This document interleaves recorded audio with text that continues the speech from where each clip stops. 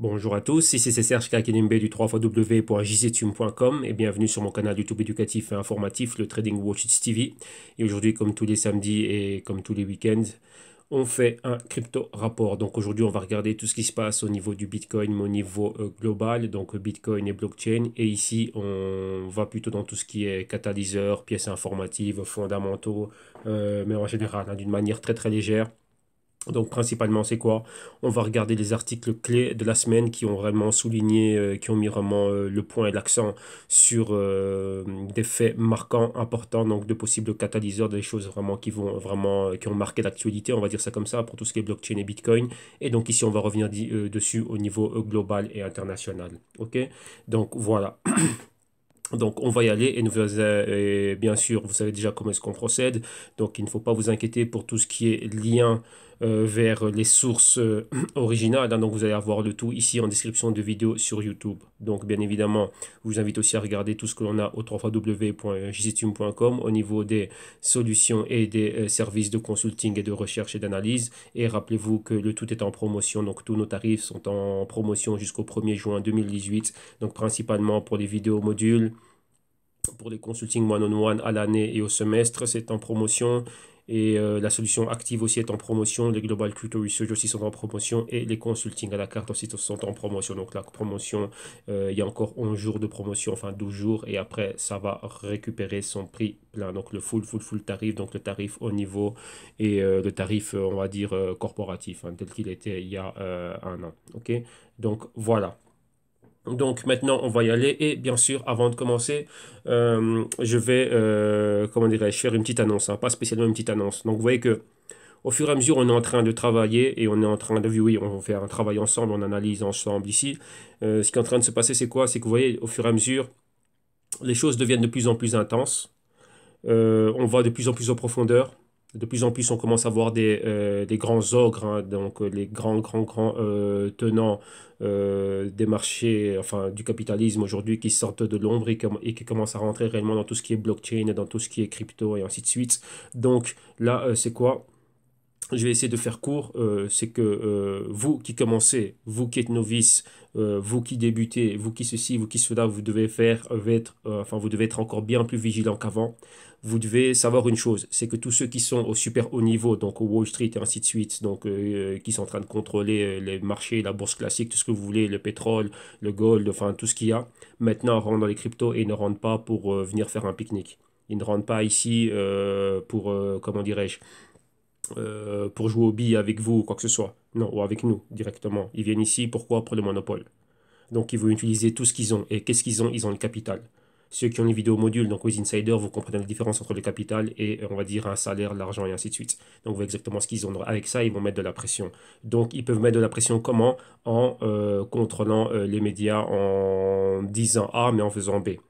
Et donc là, vous allez voir qu'on va voir cela de plus en plus. Donc, qu'est-ce que cela veut dire? Cela veut dire que maintenant, on va rentrer dans un domaine. Donc, de plus en plus, vous allez voir que, enfin, vous le voyez depuis, ça fait, je pense, 2 semaines, qu'on a de plus en plus des crypto-rapports des samedis qui sont très axés, très basés Wall Street. Pour beaucoup de personnes, je sais que ça peut vous sembler être rasoir, barbant, tout ce et tout ce que vous voulez. Mais je vous rappelle juste une chose, ce sont eux qui contrôlent. Tout ce qui a à voir avec l'argent, c'est eux qui contrôlent et maintenant, ils rentrent dedans. Donc maintenant, ce n'est plus une partie de plaisir de voir, oui, ma ICO préférée, ma crypto préférée. Non, c'est eux qui sont derrière maintenant. Donc maintenant, qu'est-ce qu'il faut faire? C'est vous devez élever votre niveau pour vous mettre à leur niveau et savoir comment eux ils pensent. Comme je dis toujours, le trading existait avant les cryptos et c'était dominé par eux avec Wall Street en tête, mais derrière Wall Street, il y a encore d'autres entités bien plus puissantes. Donc la City, vous avez Zurich, Genève, et ainsi de suite, et encore pas mal d'endroits, Singapour, Tokyo, tout ce que vous voulez. Donc là, maintenant, voilà.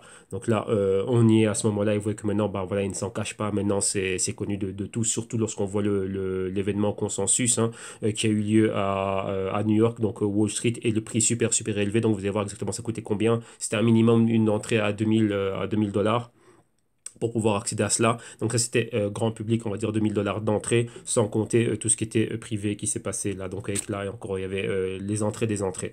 Vous voyez, pour avoir accès à différents CEO, différents gestionnaires, enfin différents promoteurs de projets et ainsi de suite. Donc tout ça pour vous dire quoi? C'est que maintenant, vous voyez qu'il y a de plus en plus de news sur tout ce qui est Wall Street et ainsi de suite. Donc vous voyez que dans les deux mondes maintenant sont mélangés. On va dire maintenant, ils ne font plus qu'un. Donc si vous ne compreniez pas déjà ce qu'était Wall Street, la manière de faire de Wall Street, la bourse traditionnelle ou quoi que ce soit, ou tout ce qui va avec, ça va être très difficile, comment dirais-je, en allant de l'avant. Pourquoi? Parce que eux, ce sont les rois et les maîtres pour jouer avec les marchés, manipuler les marchés et faire tout ce que vous voulez, tout ce que vous voulez faire. Sans compter qu'ils ont la puissance des algorithmes et ainsi de suite, des équipes de quant, voilà, qui peuvent faire ce qu'ils veulent avec les marchés. Mais, comment dirais-je, il y a toujours une manière de s'en sortir. Mais la manière de s'en sortir, c'est quoi? Bah, c'est d'avoir de l'éducation financière et de savoir eux comment ils fonctionnent. Donc ça, c'est très, très, très, très, très important pour vous. Et comme je dis, ben, beaucoup de personnes ne peuvent ne pas être d'accord avec ce que je dis ou quoi. Bon, pour moi, personnellement, peu importe. Moi, j'aide ceux que je peux aider. Et ceux que j'aide, ils ont vu la différence. Lorsque je parle de Wall Street, ben voilà, je sais exactement de quoi je parle, de qui je parle. Et maintenant, qu'est-ce qui se passe avec? Comme je dis, ben, à la fin de la journée, le résultat, c'est quoi? C'est regarder votre wallet, regarder votre compte de trade et regarder les résultats. Donc ça, c'est la seule chose qui parle. Donc voilà. Donc ici, nous, on est là. Donc je remercie tous ceux qui reconnaissent la valeur du travail accompli et apporté ici, comment dirais-je, sur le canal, hein. Donc le but du canal, c'est ça. Donc le Trading Watchstick, c'est ça. C'est l'intelligence qui était enfermée, détenue, centralisée et détenu uniquement par les tenants des rênes de Wall Street et on va dire de leurs mignons. Bah maintenant, bah, cette intelligence, elle est répandue dans le monde. Donc voilà, moi je suis une de ces voix là qui est là. Voilà, euh, j'ai joué le gruyère, donc c'est avoir un mur percé et faire en sorte qu'il y ait cette connaissance qui sort de là et qui maintenant bah, voilà, soit répandue ici, on va dire, pour le grand public et pour tous ceux qui sont là et qui participent à ce que nous faisons ici au quotidien. Ok, donc voilà, donc sachez que maintenant les choses deviennent de plus en plus sérieuses, donc maintenant vous aussi vous devez faire votre part et c'est élever votre niveau. Ne pas penser qu'eux ils vont descendre à votre niveau. Non, eux, ils vont rester bien haut et vous voyez qu'ils sont en train de tout prendre. Et dans ce crypto rapport d'aujourd'hui, ben, vous allez bien voir exactement ben, c'est quoi. OK? Donc, on y va. Et on va commencer tout de suite. Donc, on va commencer d'entrer avec notre vue globale, mais principalement aller à Wall Street directement. Et on a ici quoi? Le cofondateur de Circle. Rappelez-vous, Circle, c'est quoi? Circle, c'est une boîte une startup qui appartient à Goldman Sachs. Et Circle, c'est du trading pour des clients fortunés. C'est-à-dire que quoi, le minimum d'ordre, enfin le minimum d'ordre donc d'opération aux ordres passés, ils avaient commencé avec un quart de million de dollars, donc c'est 250 000 dollars. Maintenant, ils sont montés à 500 000 dollars. Et rappelez-vous que Circle appartient à Goldman Sachs et Circle a racheté Poloniex. Et Poloniex, déjà, c'était un exchange, déjà, on va dire, pas très très connu.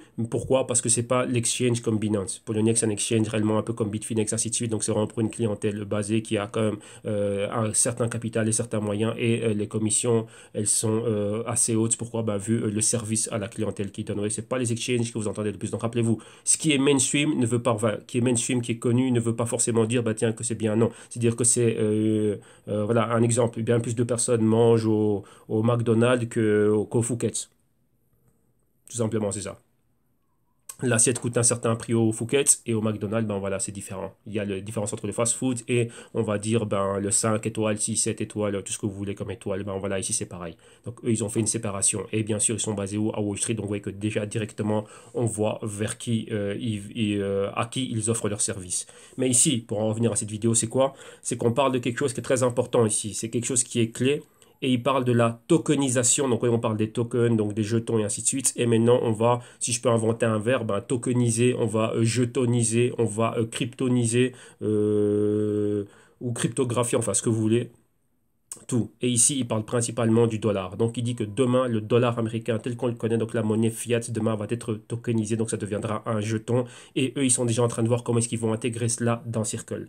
Donc, vous voyez un peu comme le Tether, tout ce qui est stablecoin. Vous voyez, donc ça, c'est ce qui va se passer demain. Donc là, eux, ils sont déjà en train de travailler dedans et ils parlent d'un projet dans lequel il y a Bitmain. Et pour ceux qui savent, c'est qui Bitmain? Bitmain, c'est ce qui crée les ASIC, donc les dispositifs miniers exclusifs pour pouvoir miner Bitcoin et ainsi de suite et tout ça. Enfin, principalement le Bitcoin. Et Bitmain aussi, c'est un grand pool minier. Donc ça, ce sont des Chinois, ils sont basés à Hong Kong et c'est une un gros consortium, donc une grosse corporation. Et Bitmain maintenant vient d'investir dans cette idée là de quoi? De tokeniser le dollar. Donc tokeniser, en commençant par le dollar. On tokenise le dollar, ça veut dire quoi? Indirectement, on tokenise toutes les monnaies du monde. Rappelez-vous que le dollar est à la tête des SDR. Donc là, je vous donne un peu de cours de macroéconomie. Donc SDR, c'est quoi? C'est les Special Drawing Rights. Donc c'est la monnaie qu'utilise le FMI. Donc, Madame Christine Lagarde, qui est à la tête du FMI, ben, elle a une monnaie qui s'appelle le SDR, donc les droits spéciaux de roulement. Et qu'est-ce que ça veut dire? Ben, cette monnaie, elle est composée de 5 devises. Donc, avant, c'était 4 devises, donc le dollar, l'euro, le yen et le pound. Enfin, dans l'ordre, c'est dollar, euro, pound et yen. Donc 80%, donc 40-40, 40% de dollars, 40% d'euros, plus ou moins 11% de pounds et 9% restant de yens japonais. Mais maintenant, il y a une cinquième monnaie depuis 2015 qui avait été annoncée mais rentrée en 2017, c'est le yuan, donc le renminbi chinois. Donc maintenant, c'est composé de 5 monnaies. Qu'est-ce que ça veut dire? Tokeniser le dollar, ça veut dire tokeniser le SDR. Ça veut dire déjà tout mettre directement dans le blockchain, ainsi de suite, et tout ce qui va avec. Et donc là, c'est cette compagnie ici qui va prendre les devants. Donc rappelez-vous que d'un côté, on parlait aussi du Fedcoin, donc c'est-à-dire un dollar émis sur le blockchain, donc tokenisé, ainsi de suite, via les banques centrales. Mais vous voyez que cette approche est très, très, très agressive. Pourquoi? Il faut remonter à 2008. En 2008, qu'est-ce qui s'est passé? Perte de confiance dans le système bancaire, des entités financières, ainsi de suite. Directement, qu'est-ce qui se passe? Satoshi Nakamoto sort le white paper du Bitcoin et du blockchain. Boom, 2009, on est là-dedans. Donc c'est quoi? Décentraliser égale quoi? Retrouver la confiance, mais plus confiance dans les institutions. Blockchain, réellement, c'est quoi? Éliminer la tierce partie. Et c'est quoi la tierce partie ici? Bah, c'est les banques et les institutions bancaires, donc banque centrale, ainsi de suite. Et maintenant, bon, on est là. Voilà. C'est quoi? Ben, c'est pouvoir au peuple et tout ce que vous voulez. Ouais, donc ça, c'est ça. En gros, c'est le slogan de la décentralisation. Donc, vous pouvez penser un peu à Obama avec son Yes Weekend. Ben, ici, c'est exactement la même chose. Ouais. Donc là, c'est exactement ça. Et alors maintenant, bah, qu'est-ce qui va se passer? Bah, tiens, pour récupérer cette confiance, mais que le dollar continue à vivre d'une autre manière, vu qu'il est pratiquement mort, il est mort déjà depuis 2001, sa deuxième mort, donc le deuxième coup fatal, c'était en 2008. Maintenant, qu'est-ce qui est en train de se passer? Bah, tiens, ici, on va le tokeniser, et il y a des grosses corporations, on va dire, qui sont mandatées par les tenants du pouvoir, donc on va dire Wall Street, enfin, on va dire Wall Street là maintenant, et qui vont se charger de cela. Vu que quoi, ben, on va plus facilement faire confiance à un circle ou un exchange ou à ceux qui sont déjà en train d'opérer dedans que des entités comme la Fed, ainsi de suite. Donc vous voyez là, ça peut paraître dingue, ça peut paraître compliqué ou quoi que ce soit, mais ceux qui sont insiders, vous avez déjà vu le rapport, vous savez ce qu'on a fait dans le Global Crypto Research, donc le deuxième, on a étudié le white paper de la BIS, donc de la Banque centrale, des banques centrales, et vous voyez dans quelle direction ils vont, et vous voyez que là, ça rejoint directement ce qui se passe ici. Donc ce qu'on voit ici, c'est ce qu'on a déjà vu, enfin c'est ce qu'on a étudié nous dans le white paper de la BIS, et c'est ce qui est repris dans le white paper de Satoshi Nakamoto aussi. Et oui, donc là, ouais, maintenant, on le voit se manifester dans la réalité maintenant. Et là, c'est ça. Donc maintenant, on ne savait pas qui allait actionner le bouton en premier, qui allait actionner ou manipuler ce levier. Et bien, on voit que là, Circle vient de le faire. Donc là, voilà, là, ça commence et c'est fait. Donc, vous voyez, comme ils disent bien, la tokenisation du dollar, c'est le futur de l'argent sur Internet. Donc tout simplement, c'est ça. Donc maintenant, continuons et on reviendra sur Circle parce qu'ils n'ont pas encore fini de faire parler d'eux. Maintenant, on va revenir à quoi? On va rester, vu qu'on parle de dollars, de la tokenisation du dollar, on voit une chaîne ici avec Mike de RTD. Donc RTD, c'est quoi? C'est Rethinking the Dollar, donc c'est-à-dire repenser le dollar vu que le dollar est mort. Et donc là, c'est une chaîne YouTube dédiée à ça. Donc c'est très macroéconomique, c'est très axé sur l'économie, mais ça rejoint exactement ce qu'on est en train de faire ici. Donc là, c'est une vidéo dans laquelle il faut penser réellement à ça, parce qu'il faut comprendre exactement, lorsqu'on repense le dollar, lorsqu'on tokenise le dollar, lorsqu'on a des cryptos aujourd'hui, et comme je vous dis toujours, donc là, vous l'avez dans les Global Crypto Research, hein, donc dans l'aparté macroéconomique que l'on fait toujours, lorsqu'on s'intéresse à réellement la macroéconomie, donc c'est-à-dire les volumes d'échange de fiat, donc on vend une fiat pour acheter une crypto, il faut comprendre exactement ce qui est en train de se passer. Donc d'un autre côté, cette mort du dollar, on la comprend. Donc de plus en plus de personnes sont en train de sortir du fiat pour faire ci et bon, pour aller vers d'autres classes d'actifs. Mais maintenant, il faut voir exactement comment bougent et comment évoluent ceux de Wall Street. Et ici, Mike a fait un travail génial plutôt, et il a partagé ce que vous voyez derrière lui. Donc on va y aller directement, on va voir exactement c'est quoi. Et c'est quoi ce qu'il a derrière lui? C'est, on va dire, la balance. La balance, on va dire quoi, d'un portefeuille d'une famille, d'une personne allant de la classe moyenne. Ici, donc là, vous ne le voyez pas, c'est là, il y a son logo de donc, ceux qui ont 10 000 dollars de patrimoine et ceux qui ont 1 milliard de patrimoine et bien plus, voir comment ils sont balancés, donc voir ce qu'ils ont en cash et ce qu'ils ont comme autre actif. Donc là, vous allez comprendre que ceux qui maintiennent des dollars, et si le dollar perd sa valeur, c'est ceux qui sont touchés. Donc d'un côté, on entend quoi par là? Tout ce qui est inflation et hyperinflation. Et d'un autre côté, ben, vous voyez comme ce qui s'est passé au Venezuela sous l'Allemagne de Weimar, ce qui s'est passé un peu partout, hein. Donc vous voyez en Grèce, ainsi de suite, Venezuela maintenant, dans les pays africains, c'était quoi au Zimbabwe, ils avaient un billet de 100 trilliards, je ne sais pas quoi. Donc vous voyez, ça arrive souvent, mais maintenant, vous voyez pourquoi est-ce que les super riches sont protégés, qu'ils arrivent à s'en sortir. Un exemple, regardez tout ce qui s'est passé en 2008, lorsque tous les marchés étaient tombés, avec toutes les mesures d'austérité qui ont été prises. Mais maintenant, vous voyez qu'une personne comme Jeff Bezos, Warren Buffett et Bill Gates sont 2 fois plus riches qu'ils n'étaient avant. Donc vous voyez que là, il faut arriver à réfléchir et comprendre, mais pourquoi? Ils ont l'éducation financière et ils savent exactement ce qu'ils sont en train de faire. Donc là, maintenant, on va directement aller à un screenshot, donc à la partie où Mike réellement nous montre, on voit bien ce qu'il y a derrière lui, parce que c'est ça qui va vous permettre de comprendre. C'est un lien à ce qu'on a vu au début, la tokenisation du dollar, et on va voir exactement ben, ça va toucher qui et ça va faire quoi. Et ici, ça va vous donner les prémices pour pouvoir voir la portée et on va dire l'expansion, l'amplitude que pourrait avoir le blockchain demain et qui réellement va en sortir bénéficier, grandement bénéficiaire de cette avancée ici. Donc là, on va aller directement à là où il a, c'est à la minute 7 si je ne me trompe pas. Voilà, ici, voilà. Là, c'est ça. Et ici, voir directement ce qu'il a derrière lui. Donc, vous voyez ici, c'est quoi? Ce que vous voyez là à l'écran, c'est le net worth donc des personnes. Donc, vous voyez ici une personne qui a 10 000 dollars de patrimoine. Vous voyez exactement qu'elle a tout en quoi? Elle a beaucoup de liquide. Donc, c'est-à-dire que quoi? Ben, ceux de la classe moyenne ont beaucoup de liquide. Donc, comme dit le titre de cette vidéo, c'est ça, c'est que la prochaine crise. Donc, une crise, c'est juste un reset. Donc, on remet le système, on remet les compteurs à zéro. Dans la prochaine crise, ben, ceux qui ont ce genre d'actifs ici, vont être liquidés. Donc, c'est principalement la classe moyenne. Donc, on voit ici qu'il y a beaucoup de personnes qui ont quand même pas mal de cash. Ensuite, ils ont une maison sur laquelle, enfin, une maison à hypothèque, une voiture achetée à crédit, ainsi de suite, et pas mal de choses. Ils ont un compte épargne et pas mal de produits d'assurance où ils sont bloqués dedans pendant 30 ans. Et ici, tout en bas, donc vous voyez ici, au fur et à mesure où on commence à monter hein, au niveau du patrimoine, et on arrive chez les milliardaires. Et vous voyez, chez les milliardaires, cash, il n'y en a pas. Donc cet effet de dédollarisation, de tokenisation, cryptographiation, tout ce que vous voulez du dollar, ça ne va pas les affecter. Mais maintenant, eux, il faut regarder quelle est leur allocation. Donc, qu'est-ce que ça veut dire ici? Leur patrimoine, il est mis comment? Donc, vous voyez ici qu'il y a pas mal d'actifs à dette. Donc, tout ça, ce sont des actifs qui sont basés sur du fiat. Un compte bancaire est un produit bancaire fiat. C'est un produit financier fiat.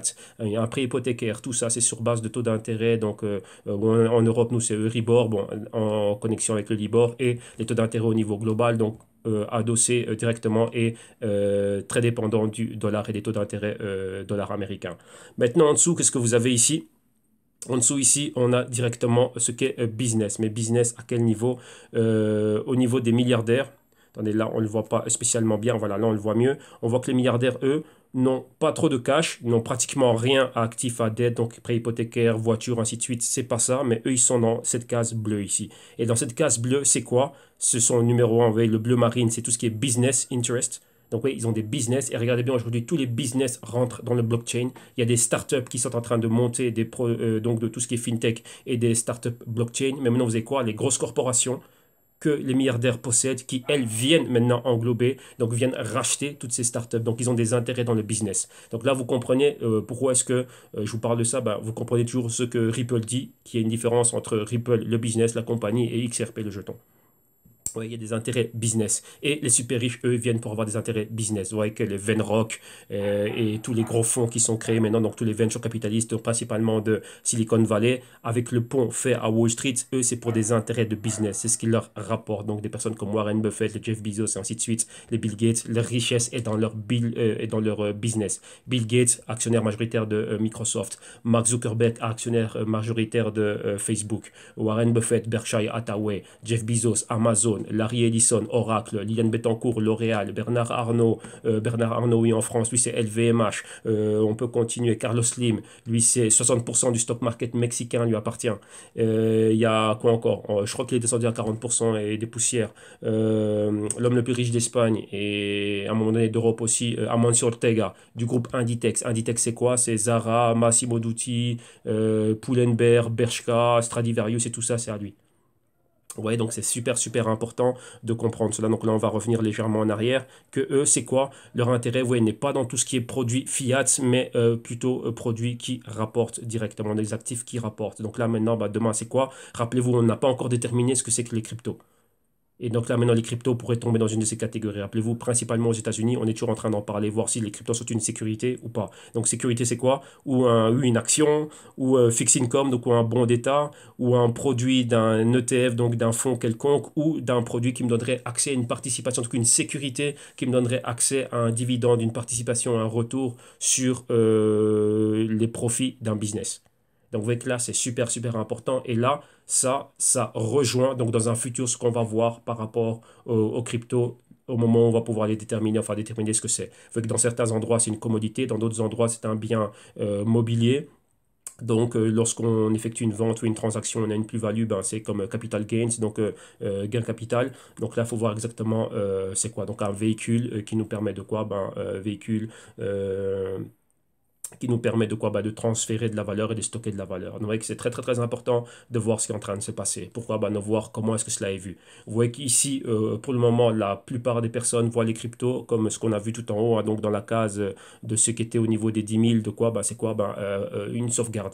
D'un autre côté, oui, ça peut être bien de l'échanger par rapport à du fiat, mais ouais, vous devez savoir justement ce que vous faites. Vous voyez qu'ici, lorsqu'on descend à ce niveau-là, ça, c'est pas au niveau des traders. Les traders ont une activité et ont une utilité bien concrète. Ici, c'est dans ce qu'on parle, ici, c'est dans tout ce qui est long terme. Ok, donc en très peu de temps, c'est pas assez pour pouvoir vous expliquer tout ça. Donc, vous voyez que toutes ces choses-là sont expliquées dans les vidéos modules et dans les Global Crypto Research et tralala, tralala. Donc, voilà. Mais ça, c'est très, très, très important de le voir. Pourquoi? Parce que ça rejoint ce qu'est la tokenisation du dollar, vu qu'ici, on regarde ça principalement aux États-Unis et vous le voyez que les ultra-milliardaires, donc tous ceux que vous voyez maintenant à Wall Street, pour ceux pour qui il y a eu l'événement consensus, voilà exactement dans quoi ils sont.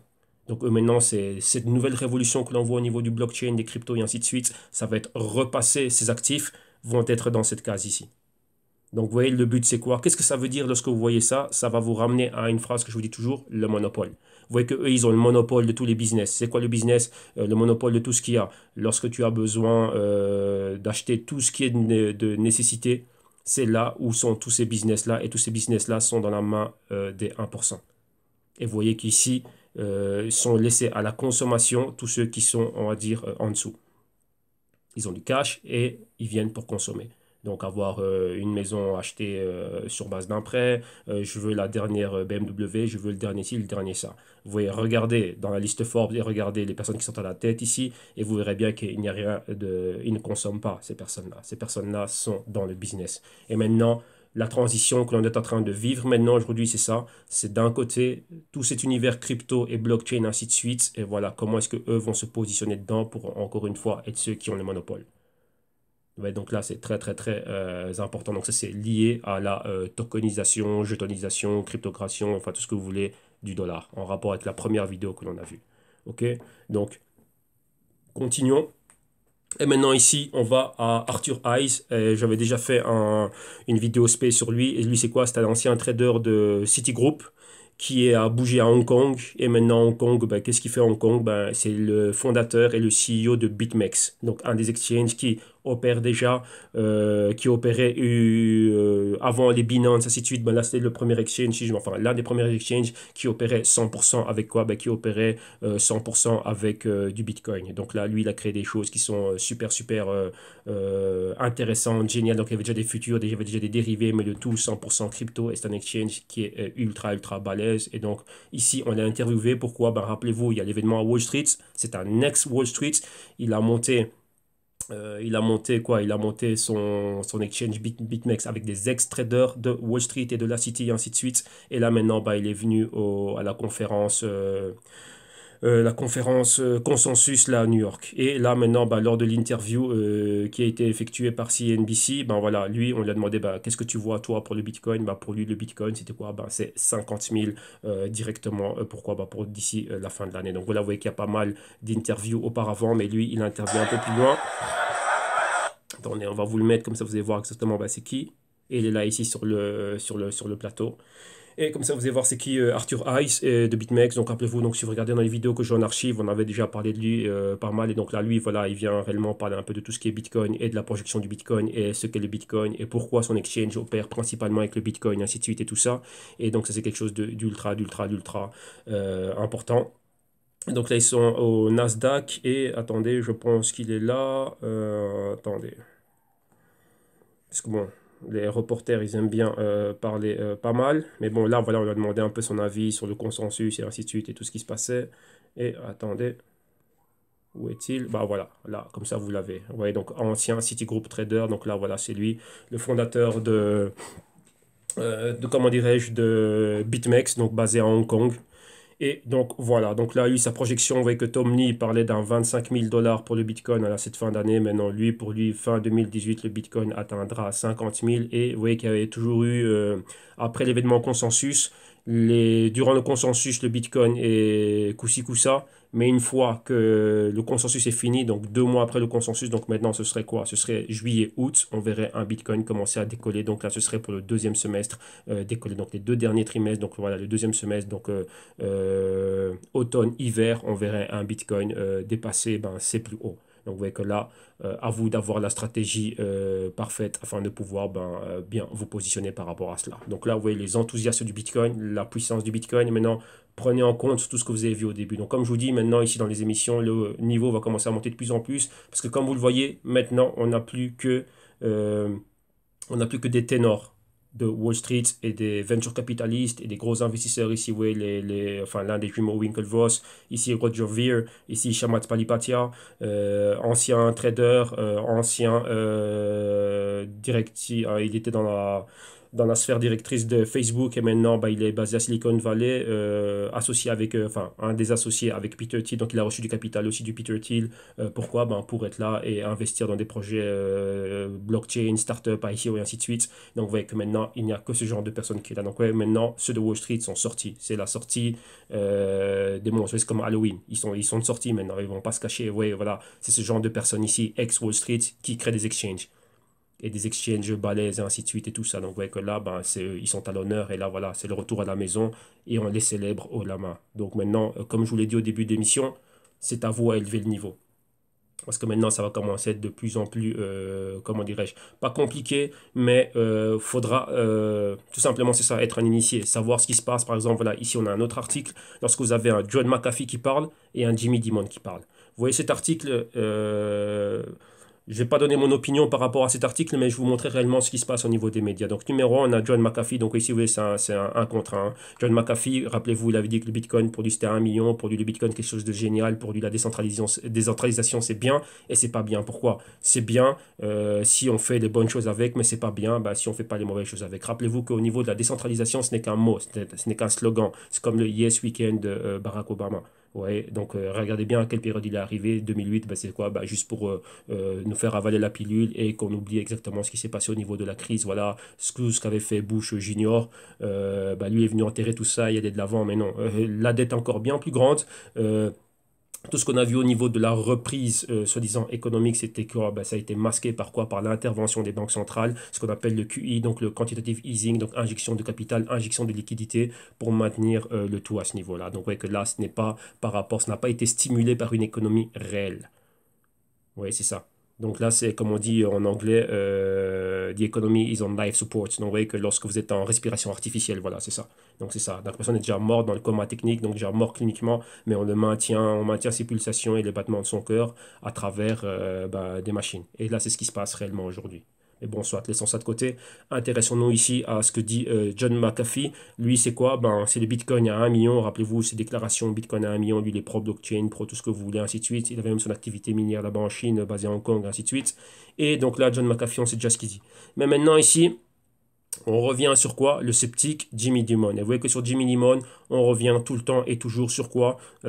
Sur les fameuses paroles qu'il avait dit lorsqu'il avait dit que le Bitcoin était une fraude et patati di patata. Mais bon, rappelez-vous, il faut avoir regardé tout l'événement durant lequel cela avait eu lieu. Et moi, j'ai vu l'entièreté de l'heure durant laquelle il était en train de parler. Et ici, on a juste extrait la minute ou les 2-3 minutes sur quoi? Sur ce que ça a fait.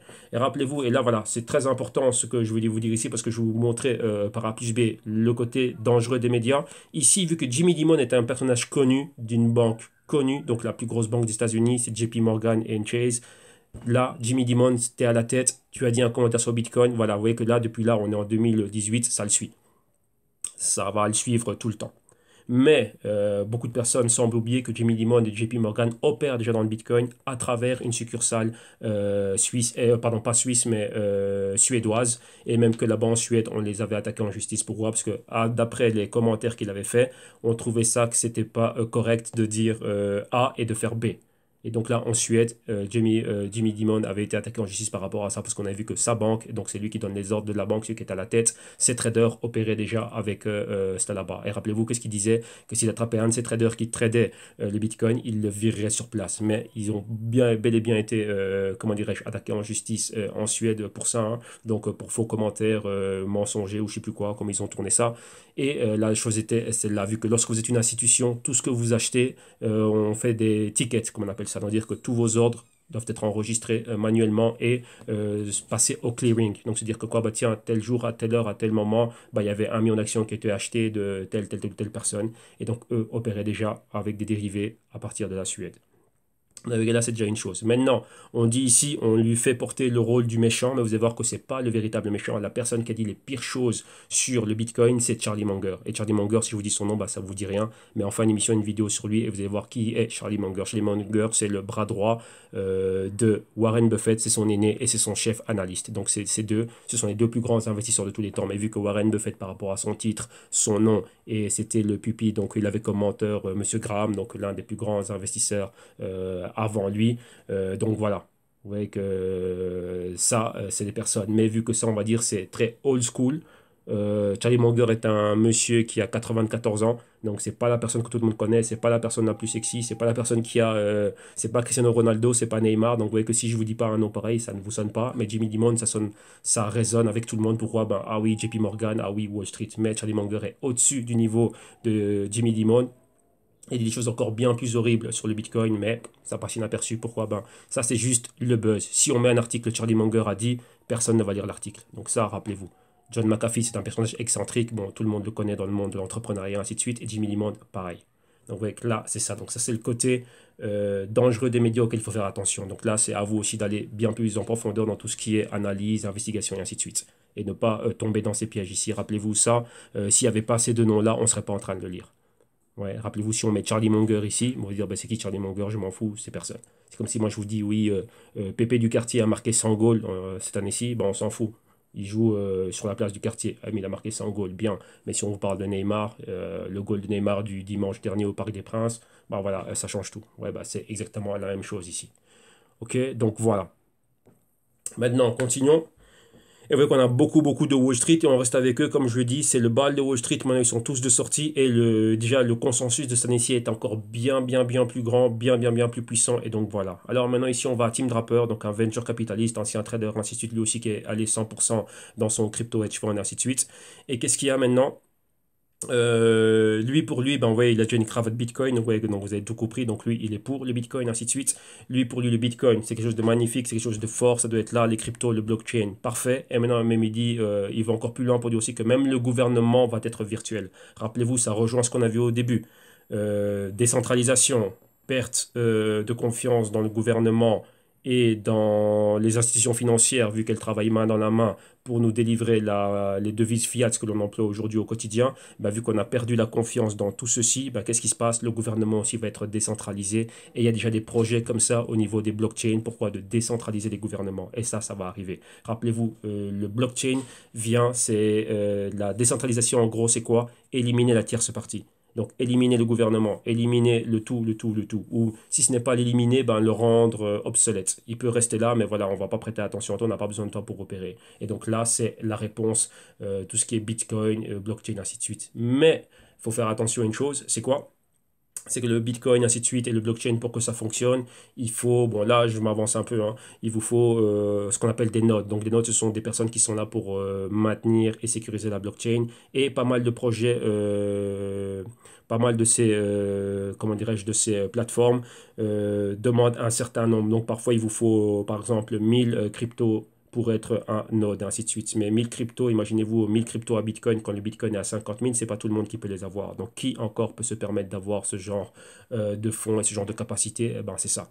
Donc, on a déjà vu même que et des compagnies qui se sont proposées d'être des super, donc des masternodes pour certains grands projets. Donc là, j'étais au projet Neo, bah, ils ont eu des grosses corporations qui leur ont proposé d'être des gros masternodes. Donc des grosses corporations, on va dire ça, qui viennent de quoi? Bah, de Wall Street, qui ont proposé d'être des masternodes. Des grosses banques qui ont proposé d'être des masternodes. Même pour Throne récemment, il y a des grosses corporations qui leur ont dit, bah, tiens, on aimerait bien être un masternode chez toi. Donc c'est à dire que quoi? Ben, ce qui était décentralisé, enfin ce qui était centralisé, va devenir décentralisé, mais dans ce nouveau monde décentralisé, c'était ceux qui étaient à la tête du monde centralisé qui seront encore, qui vont être les participants majeurs et les plus impactants du nouveau monde décentralisé. Donc personnellement, qu'est-ce que ça veut dire? Centralisé, décentralisé, pour revenir centralisé, ben, il y a deux fois centralisé, hein. Donc pour moi, ben, ça reste centralisé toujours. Sauf que quoi, ben, ça va changer de visage, ça va être juste une métamorphose. Ouais, c'est comme j'avais une voiture rouge, et ben je la repeins en bleu. Bah ouais, c'est toujours la même voiture, mais elle n'a pas la même couleur. Je change les pneus, enfin je lui fais un lifting, on refait un tuning si vous voulez, bah, c'est juste ça. Donc là, c'est très très très important de comprendre cela. Maintenant, continuons et on reste avec Wall Street. Et ici, on va s'intéresser à un personnage clé qui n'a pas été là. Et c'est qui le personnage clé? C'est Vitalik Buterin. Donc ici, il a boycotté le consensus 2018 et il explique pourquoi. Donc Vitalik Buterin, voilà, tout le monde le connaît, hein.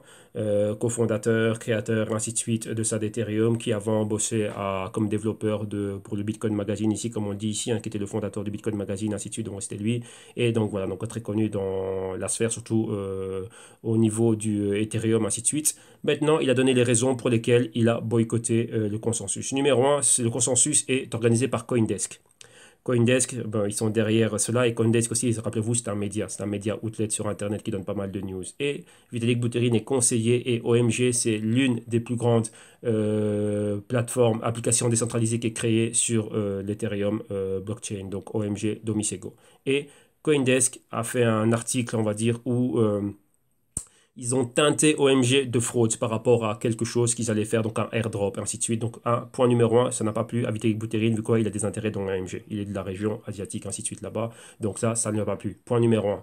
Point numéro 2, lorsqu'on continue ici, il parlait encore d'une couverture encore concernant l'Ethereum, sur ce qui s'était passé au niveau, si je ne me dis pas de bêtises ici, on parlait du EIUP 999 qui, selon lui, a été mal reporté et a été très, très, très mal couvert par CoinDesk. Et donc là, ça leur a fait, de la mauvaise publicité et il n'a pas été content par rapport à ça. Donc, ouais, ça le chatouille. Donc, il y a de la tension entre lui et CoinDesk. Et ensuite, pas mal de rapports qu'il a fait concernant quoi?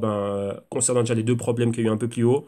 Lui et la compagnie en train d'envoyer des emails et des mails. Pourquoi? Pour, comment dirais-je, s'assurer de que tout rentre dans l'ordre, que, on va dire que les termes soient corrects. Encore une fois, là, problème. Donc là, troisième problème, c'est quoi? C'est que la résolution et la réparation, on va dire la correction des allégations qui a été faites par rapport à la fraude et des problèmes d'Ethereum, donc principalement ici pour le EIP 999, c'est au niveau des wallets, ainsi de suite. Et avec ce qui s'est versé avec OMG, donc avec le Omisego, ça n'a pas été remis à jour ni corrigé par CoinDesk. Donc, troisième problème, il est là. Et le quatrième problème, comme il dit, il les a. Bon, c'est une insulte, on va dire, politiquement correcte, c'est les appeler rent seeker. Rent seeker, c'est quoi? C'est ce qu'on dit de tous ceux qui sont à Wall Street. C'est-à-dire quoi? C'est pour ça que la décentralisation a été créée. Un rent seeker, c'est celui qui prend des commissions alors qu'il n'amène aucune valeur à la chose. Donc, c'est quoi? La tierce partie. Imaginez-vous, moi et Paul, on a envie de faire une transaction, mais on doit payer JP Morgan. Et JP Morgan doit prendre 10% de notre commissionneur qui n'a rien fait. Alors que c'est moi et Paul qui faisons le travail. On dit Paul, par exemple, il a travaillé, et moi, Paul m'a vendu un service, moi j'ai l'argent, je dois lui payer, mais pourquoi est-ce qu'on doit payer JP Morgan alors que JP Morgan t'es pas venu repeindre chez moi? T'as pas travaillé pour avoir l'argent que j'ai, mais toi, tu es là juste pourquoi? Parce que tu dois juste t'assurer que Paul reçoive bien l'argent et que, voilà, que moi, je paye Paul une fois que Paul est venu peindre chez moi. Et toi, juste pour faire ça, tu prends de l'argent. Et là, c'est ce qu'on appelle un rent seeker. C'est-à-dire que là, tu ne fais rien, mais tu gagnes, et tu gagnes fort. Et tu nous fais perdre du temps à nous tous. Ouais, donc c'est ça. Et donc là, pour lui, qu'est-ce qu'il dit? Le fait d'avoir, donc de charger l'entrée entre 2 et 3 000 dollars pour assister à cette conférence, ça n'a rien à voir avec la décentralisation. Pourquoi? Vu que, rappelez-vous, le pourquoi. Il faut remonter à 2008, 2009, Satoshi Nakamoto, décentralisation, blockchain, Bitcoin, ainsi de suite. Pourquoi? Plus de confiance en gouvernement, plus de confiance dans tous ceux de Wall Street. Rappelez-vous les mouvements Occupy Wall Street et tout ça. Tout ce que l'on voit aujourd'hui, c'est né à cette période-là. Donc, il faut bien comprendre ça, il ne faut jamais oublier ça. Donc, vous voyez que vous devez avoir une chronologie parfaite des faits et qui ont eu lieu historiquement, afin de comprendre réellement où on en est aujourd'hui. Et pourquoi est-ce qu'on a vu que Wall Street a tardé à sortir? Rappelez-vous que si Wall Street sortait d'entrée, on n'allait jamais accepter ça. Pourquoi? Parce que voilà, c'est vous qui avez tout foutu en l'air et vous êtes encore là dans le nouveau monde de demain. Non. Donc ils ont dû prendre du recul par rapport à ça. Laisser le monde accepter les bitcoins, les blockchains, tout ce que vous voulez, qu'il y ait des personnes comme vous et moi en train de faire des projets, ben voilà, ce canal YouTube et tout ce que vous voulez, et ainsi de suite. Et après, eux venir. Alors maintenant ici, ben, pour lui, il revoit exactement la même chose. Rappelez-vous que lui, c'est un jeune ambitieux développeur qui vient là et à travers son Ethereum, il pensait venir être là et changer le monde, mais il se retrouve au milieu de requins. Et quand on regarde bien ce qui se passe, au niveau de l'alliance Ethereum, ainsi de suite, bon, c'est par qui ils sont soutenus? Par des anciens Wall Street. Donc là, rappelez-vous que, pour ceux qui ne le savent pas, bon voilà, on a étudié son cas hein, dans le Global Crypto Research, on sait de qui il a reçu de l'argent pour créer Ethereum, pour créer sa version d'Ethereum, qui était la version mise en avant, pas celle de Liu Bin, de Charles Hoskinson et des autres, mais la sienne. Rappelez-vous qu'il y avait d'autres versions, c'était Ethereum classique, qui a rechangé de nom. Pourquoi? Parce qu'il a gardé le nom Ethereum, on sait bien c'est l'argent de qui qu'il a mis là. Donc en gros, c'est l'argent de Wall Street et de Silicon Valley qu'il a mis là et qui est en train de soutenir Ethereum pour que Ethereum soit là où il est aujourd'hui. Mais lui, le personnage, ben, lui a décidé de boycotter Consensus. Pourquoi? Parce qu'il dit que payer 2 ou 3 000 dollars pour assister à un événement qui est censé promouvoir la décentralisation et qui est censé amener tout le monde à réfléchir sur la société de demain, ben, pour lui, ce n'est pas décentralisé. Donc là, 2 3 000, ça c'est quoi? C'est 1 heure de travail d'une personne à Wall Street. Donc là, comme vous avez bien vu, l'événement n'était réservé qu'à Wall Street. Parce que c'est ça, ici, c'est que Wall Street. C'était un gala juste pour la haute clientèle de Wall Street. Donc vous avez vu les circles et ainsi de suite. Pour ceux qui ont des comptes, qui placent même pas des comptes, qui placent des ordres de minimum 500 000 dollars. Oui, c'est pas j'ai 500 000 dollars. Oui, tu as 500 000 dollars, tu viens, oui, mais ça c'est un ordre que tu vas passer. Donc si tu n'as pas 600, 700, 800 ou 1 million, désolé, c'est pas intéressant d'opérer ici. Oui, donc c'est ça. Donc ça, c'est ça. Rappelez-vous que cet événement de consensus, ce n'est que pour Wall Street. Et même, c'est un mot que vous m'entendez souvent dire, consensus. Et maintenant, regardez, ça s'est passé où, ça a été fait où et c'était fait pour qui? Parce que c'est ça, c'est fait pour eux. Pour toutes ces grandes institutions, ces hedge fund managers, mutual funds, venture capitalist funds, private equity funds, tout ce que vous voulez, hedge fund of funds, enfin tout ce que vous voulez, funds, asset management, private wealth management, tout ça, investment bank, corporate bank, tout ça, c'est pour eux. Et donc ça, payer ça pour eux, ce n'est rien. Mais imaginez-vous que 2 ou 3 000 euros, ben, c'est ce que la plupart des personnes ont. On va dire, voilà, ils ont une petite épargne, comme vous avez vu au début de la vidéo de Mike, 10 000 dollars, ben, je prends 2 3 000, voilà, 20%, 30% de ce que j'ai, je vais le passer dans les cryptos. Alors maintenant, imaginez-vous si je dois juste placer ça pour 2 3 jours et voir des gens parler de certains projets et qui ne vont pas me calculer, ne vont pas venir chez moi. Pourquoi? Parce qu'ils ont besoin d'argent. Rappelez-vous que toutes ces startups, elles ont besoin d'argent. Donc pourquoi est-ce qu'elles vont prendre l'argent de quoi? Regardez bien Bitmain, qui a le monopole au niveau des ASIC, des dispositifs ASIC, il y a le monopole, enfin, grande partie du monopole des poules miniers Bitcoin et ainsi de suite, va venir investir dans la tokenisation du dollar. Et c'est ce genre d'entité et de corporation qui est représenté là au consensus. Donc là, vous comprenez le pourquoi Vitalik Buterin a voulu, enfin, a boycotté cela. Mais donc, comme je dis, là, d'un autre côté, je ne vais pas donner mon avis, mais c'est une réalité, il est très naïf à ce niveau-là. Ouais, c'est très naïf aussi, je dirais, pour toute personne qui pense que le monde va être joli demain, que grâce au blockchain, ça va être ci, ça va être ça. Non, rappelez-vous que tous ceux qui sont là vont, enfin, ceux qui ont le monopole aujourd'hui vont se battre terriblement pour maintenir cela. Alors, à la fin, ils font quoi? L'auteur de l'article a dit, bah tiens, pour faire un grand événement pareil, et il parle de Throne et de Justin Sun, qui lui fait toutes ces grosses annonces via Twitter et via Periscope. Et donc il dit, voilà, c'est ça la réelle nature et le réel modus operandi de ce qu'on appelle quoi la décentralisation et non de faire des trucs ultra luxueux à l'hôtel Hilton ou quoi que ce soit et payer 2 ou 3 000. Donc voilà, en gros c'est ça. Et là je dirais que oui, il n'a pas tort, mais rappelez-vous, c'est Wall Street et on vient là pour l'argent de Wall Street. On a besoin de l'argent de Wall Street. Il y a du conflit d'intérêts ici, donc là, sachez-le. Ok? Ne soyez pas naïf à ce niveau-ci. Si à ce niveau-ci, en 2018, aujourd'hui, je sais pas, on est le quantième, le 19 mai, vous êtes encore naïf à ce niveau-là, il faut vous réveiller. Maintenant, continuons. Donc on laisse un peu le côté Wall Street, mais on va terminer avec une petite note sur eux. Rappelez-vous, quand on parle du Bitcoin, malgré son prix, ainsi de suite, on parle de quoi? L'activité minière. Et l'activité minière, c'est l'énergie. On dit pas que on dit que c'est pas bon pour l'environnement. Et encore une nouvelle étude qui a été faite. Encore, on dit que le Bitcoin va utiliser 0,5% de l'énergie mondiale ici, d'ici la fin 2018. Donc encore des revues, encore des recherches. Et donc vous voyez ici ce mosquito ici qui est en train de, voilà, de pomper l'énergie de la planète. Et encore ça, c'est encore remis sur la table et que ça ne s'arrêtera jamais. Donc voilà, vous comprenez pourquoi ça, c'est important. C'est pas un article qui est anodin. Pourquoi? Parce que ça rejoint directement un des gros débats qui est aujourd'hui. La preuve de travail, donc le proof of work et le proof of stake. Proof of work, ça fait ceci. Et proof of stake, donc la preuve de participation, bah, c'est eco-friendly. Mais le proof of stake rend la blockchain bien plus vulnérable. Donc, vive les hackers. Ok? Alors maintenant, on retourne encore à Wall Street. On est toujours au consensus. Et maintenant, qu'est-ce qu'il y a? C'est un autre investisseur, un autre des premiers investisseurs dans le Bitcoin, comme Roger Ver ici. Et ici, c'est Ran Neuner. Et lui, c'est qui? Ben, c'est celui qui présente l'émission CNBC Africa et Crypto Trader, ouais, qui voyage un peu à travers le monde pour suivre un peu les traders, ainsi de suite. Et là, il s'est assis ben, au Nasdaq avec l'équipe de CNBC et on lui a posé les mêmes questions. Enfin, on lui a posé des questions. Ben, qu'est-ce que tu vas donc hodl, qu'est-ce que tu gardes et qu'est-ce que tu fodl, donc qu'est-ce que tu revends? Donc, et là, ben voilà, c'était un peu surprenant de voir ce qu'il garde en holding et ce qu'il revend lui. Donc lui, c'est un ancien broker, donc c'est un ancien Wall Street aussi. Et maintenant, bah quoi, ben là maintenant, il a investi principalement dans les cryptos. Il est consultant pour la plupart des projets, des startups et de tous ceux qui lancent des ICO et ainsi de suite. Et il fait ça voilà, à travers le monde. Donc il est très très très bien connu, sponsorisé, ainsi de suite et tout ça. Donc il est toujours pas bossé avec la banque d'investissement Element et l'exchange, enfin pas l'exchange, le broker dérivé eToro. Et donc voilà, là, il parle un peu ben, de ce qu'il fait. Donc ouais, on va bouger un peu. On va bouger ce monsieur, comme ça vous allez voir qui c'est. Et là, vous voyez encore au même plateau, vous avez monsieur Arthur Hayes qui avait été invité. Et lui, il est ici à l'extrême gauche, mais on ne le voit pas encore. Et donc là, voilà, donc là, il explique un peu les raisons pour lesquelles il est investi dans tel ou tel crypto. Et il donne aussi son point de vue fondamental et les probables catalyseurs pour le futur de tel ou tel crypto. Et donc là, vous voyez, c'est quelque chose de super, super intéressant. Mais bon, encore une fois, ceux de... Bah, le voilà, vous l'avez ici. Et donc ceux de CNBC ben, accaparent toujours l'écran. Donc voilà, donc là il s'explique pas mal sur pas mal de choses. Il revient aussi ben, sur ce qui se passe aussi au consensus à New York, ainsi de suite. Donc voilà, super intéressant.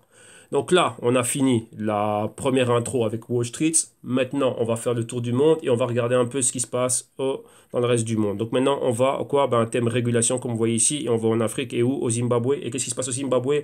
La Banque centrale et le gouvernement ont décidé de bannir complètement crypto. Donc, qu'est-ce que ça veut dire maintenant complètement crypto? C'est-à-dire les exchanges, fini, et les banques aussi, interdiction, par exemple, moi, je suis un client d'une banque et j'ai envie d'acheter du Bitcoin avec mon compte bancaire, que ce soit une carte de crédit ou une carte de débit, ben non, je ne peux plus le faire. Donc là, tout business qui est relié ou en relation de près ou de loin avec les cryptos, banni, fin, fini. Encore pire qu'en Chine.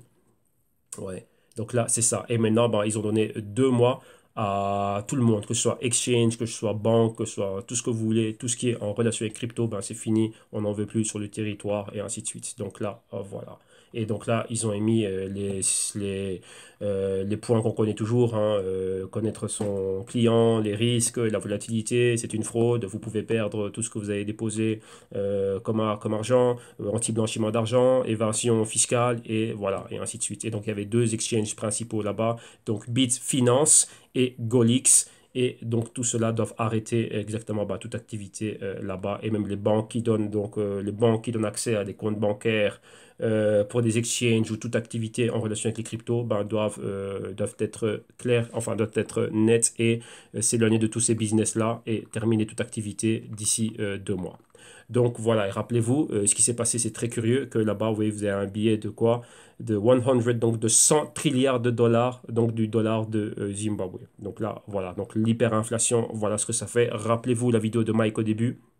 Rappelez-vous aussi au début la vidéo du CEO de Circle, donc la tokenisation du dollar et ainsi de suite. Donc voilà, ce genre de choses qui peut arriver et le pourquoi du comment la révolution de Satoshi est arrivée. Donc tout justement, c'est pour éviter ce genre de choses, la perte de confiance dans le fiat. Alors maintenant, vous voyez que le gouvernement ne veut pas lâcher et il est là. Mais vous voyez qu'il y a des entités maintenant qui, elles, vous voyez, c'est un peu comme des chevals de Troie. enfin des chevaux, des chevaux de 3, mais dans ce cas-ci, c'est comme le cas du cheval de 3, ce serait quoi? Ben, on va en prendre un qui est décentralisé, ben, qui va le faire pour nous. Parce que si nous on le fait, ben, demain on a une révolution. Mais ouais, que là, c'est des choses comme ça qui sont inévitables dans le système dans lequel on est. Donc, vous voyez, la réponse, c'était ce monsieur ou ces messieurs ou cette personne ou cette entité ben, qui a fait ce qu'elle a fait. Et aujourd'hui, on est là. OK? Donc, voilà, ça c'est ce qui se passe en Afrique pour notre tour global. Continuons maintenant, on retourne à Wall Street. Donc là, on va aux États-Unis. Et qu'est-ce qui se passe? Nasdaq. Et vous voyez que maintenant, Nasdaq, avec tout ce qu'on est en train de voir, ben, le Nasdaq a décidé de, comment dirais-je, pas de sponsoriser, mais Nasdaq, c'est une infrastructure. Donc, rappelez-vous, enfin, pour ceux qui ont les vidéos modules, vous savez c'est quoi le Nasdaq, hein, donc on l'étudie, donc vous voyez exactement c'est quoi, c'est un exchange électronique, 100% électronique, donc il n'y a aucune intervention humaine. Et maintenant, cet exchange va prendre son infrastructure et elle a permis maintenant à d'autres développeurs, donc d'autres entrepreneurs, bah, de créer un exchange basé sur celui du Nasdaq. Donc, tout simplement, à savoir quoi? Bah, un exchange crypto. Donc, comme on a maintenant, mais maintenant, quoi? Pourquoi Nasdaq et pourquoi le nom est important? Lorsqu'on a cette étiquette qui est dessus, qu'est-ce que ça veut dire? Ça veut dire ACC Compliance. Qu'est-ce que ça veut dire ACC Compliance? Ça veut dire régulé. Tout simplement, c'est ça. Et donc là, la personne qui a pris cette initiative, donc là, l'exchange, vous l'appelez DX Exchange, donc DX décentralisé, ça va être le premier exchange crypto qui est quoi? Ben, qui est power, donc on va dire power, on va dire qui est parrainé et qui est approuvé, on va dire ça, par un géant du stock market nord-américain, le Nasdaq. Et donc là, ça arriverait quoi? Ben, là, au mois de juin, ça arriverait. Donc vous voyez que là maintenant, ben, la personne qui va faire ça, donc le DX Exchange, c'est le CEO Daniel Skowronski. C'est lui qui va mettre cela sur place. Ben, il explique les bienfaits du pourquoi, du comment. Ben, il dit, ben, déjà, on a l'étiquette Nasdaq. Et là, déjà, ça va rassurer déjà les investisseurs. Et on va commencer par donner du Bitcoin, Ethereum, Ripple, Bitcoin Cash, EOS et Litecoin. Donc vous voyez qu'on donne toujours quoi? Le top 5. Et vous voyez que ce sont les mêmes cryptos, à l'exception de EOS, qui est dans le Grayscale. Et bien, ils ont bien dit que par après, ils vont en rajouter. Donc, ils vont donner 20 ou 25 cryptos. Et ces 20 ou 25 cryptos, c'est lesquels? C'est celles que vous avez dans le top 30. Donc, ne pensez pas, comme je dis toujours, que les 1800 cryptos vont exister demain. C'est ce que vous avez dans le top 30. Et ensuite, il y aura des quoi? Comme vous voyez ce qui se passe avec des compagnies, des fusions et des acquisitions, bah, il y aura la même chose. Il y aura des fusions et acquisitions de différents projets crypto. Mais les principales sont celles-là. Donc, vous voyez déjà ici, encore une fois, on retrouve tous les chouchous de Wall Street. Et bien sûr, maintenant, EOS qui rentre aussi, qui a détrôné Litecoin dans le top 5. Oui, bah, c'est ce qui donne. Vous voyez que vous allez retrouver tout le temps, partout, partout et partout. D'un côté, c'est quoi? Ce sont les plus liquides, les plus connus, celles qui ont une bonne réputation et celles sur quoi tout est en train de se faire maintenant. Celles qui ont déjà des pénétrations quand même déjà assez fortes. Et ensuite, ben, comme ils disent, ils vont arriver à 20, 25 cryptos. C'est ce que vous avez dans le top 10, dans le top 15, dans le top 20 et dans le top 25. Tout simplement, ben, c'est celles-là qu'ils vont donner. OK?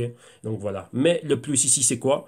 C'est que c'est un exchange zéro fees. Donc, c'est-à-dire quoi? Zero trading fees, donc pas de commission. Tout ce qu'il y a à payer, c'est quoi? C'est une souscription mensuelle pour avoir accès à l'exchange. Donc, un frais flat de 10 euros par mois. Et ici, au niveau du KYC, donc c'est KYC, c'est quoi? C'est Know Your Customer et AML, c'est Anti-Money Laundering. Ce sera quoi? Ben, votre email, votre numéro de téléphone et le tout va être fait de manière OK, vu que c'est 100% régulé.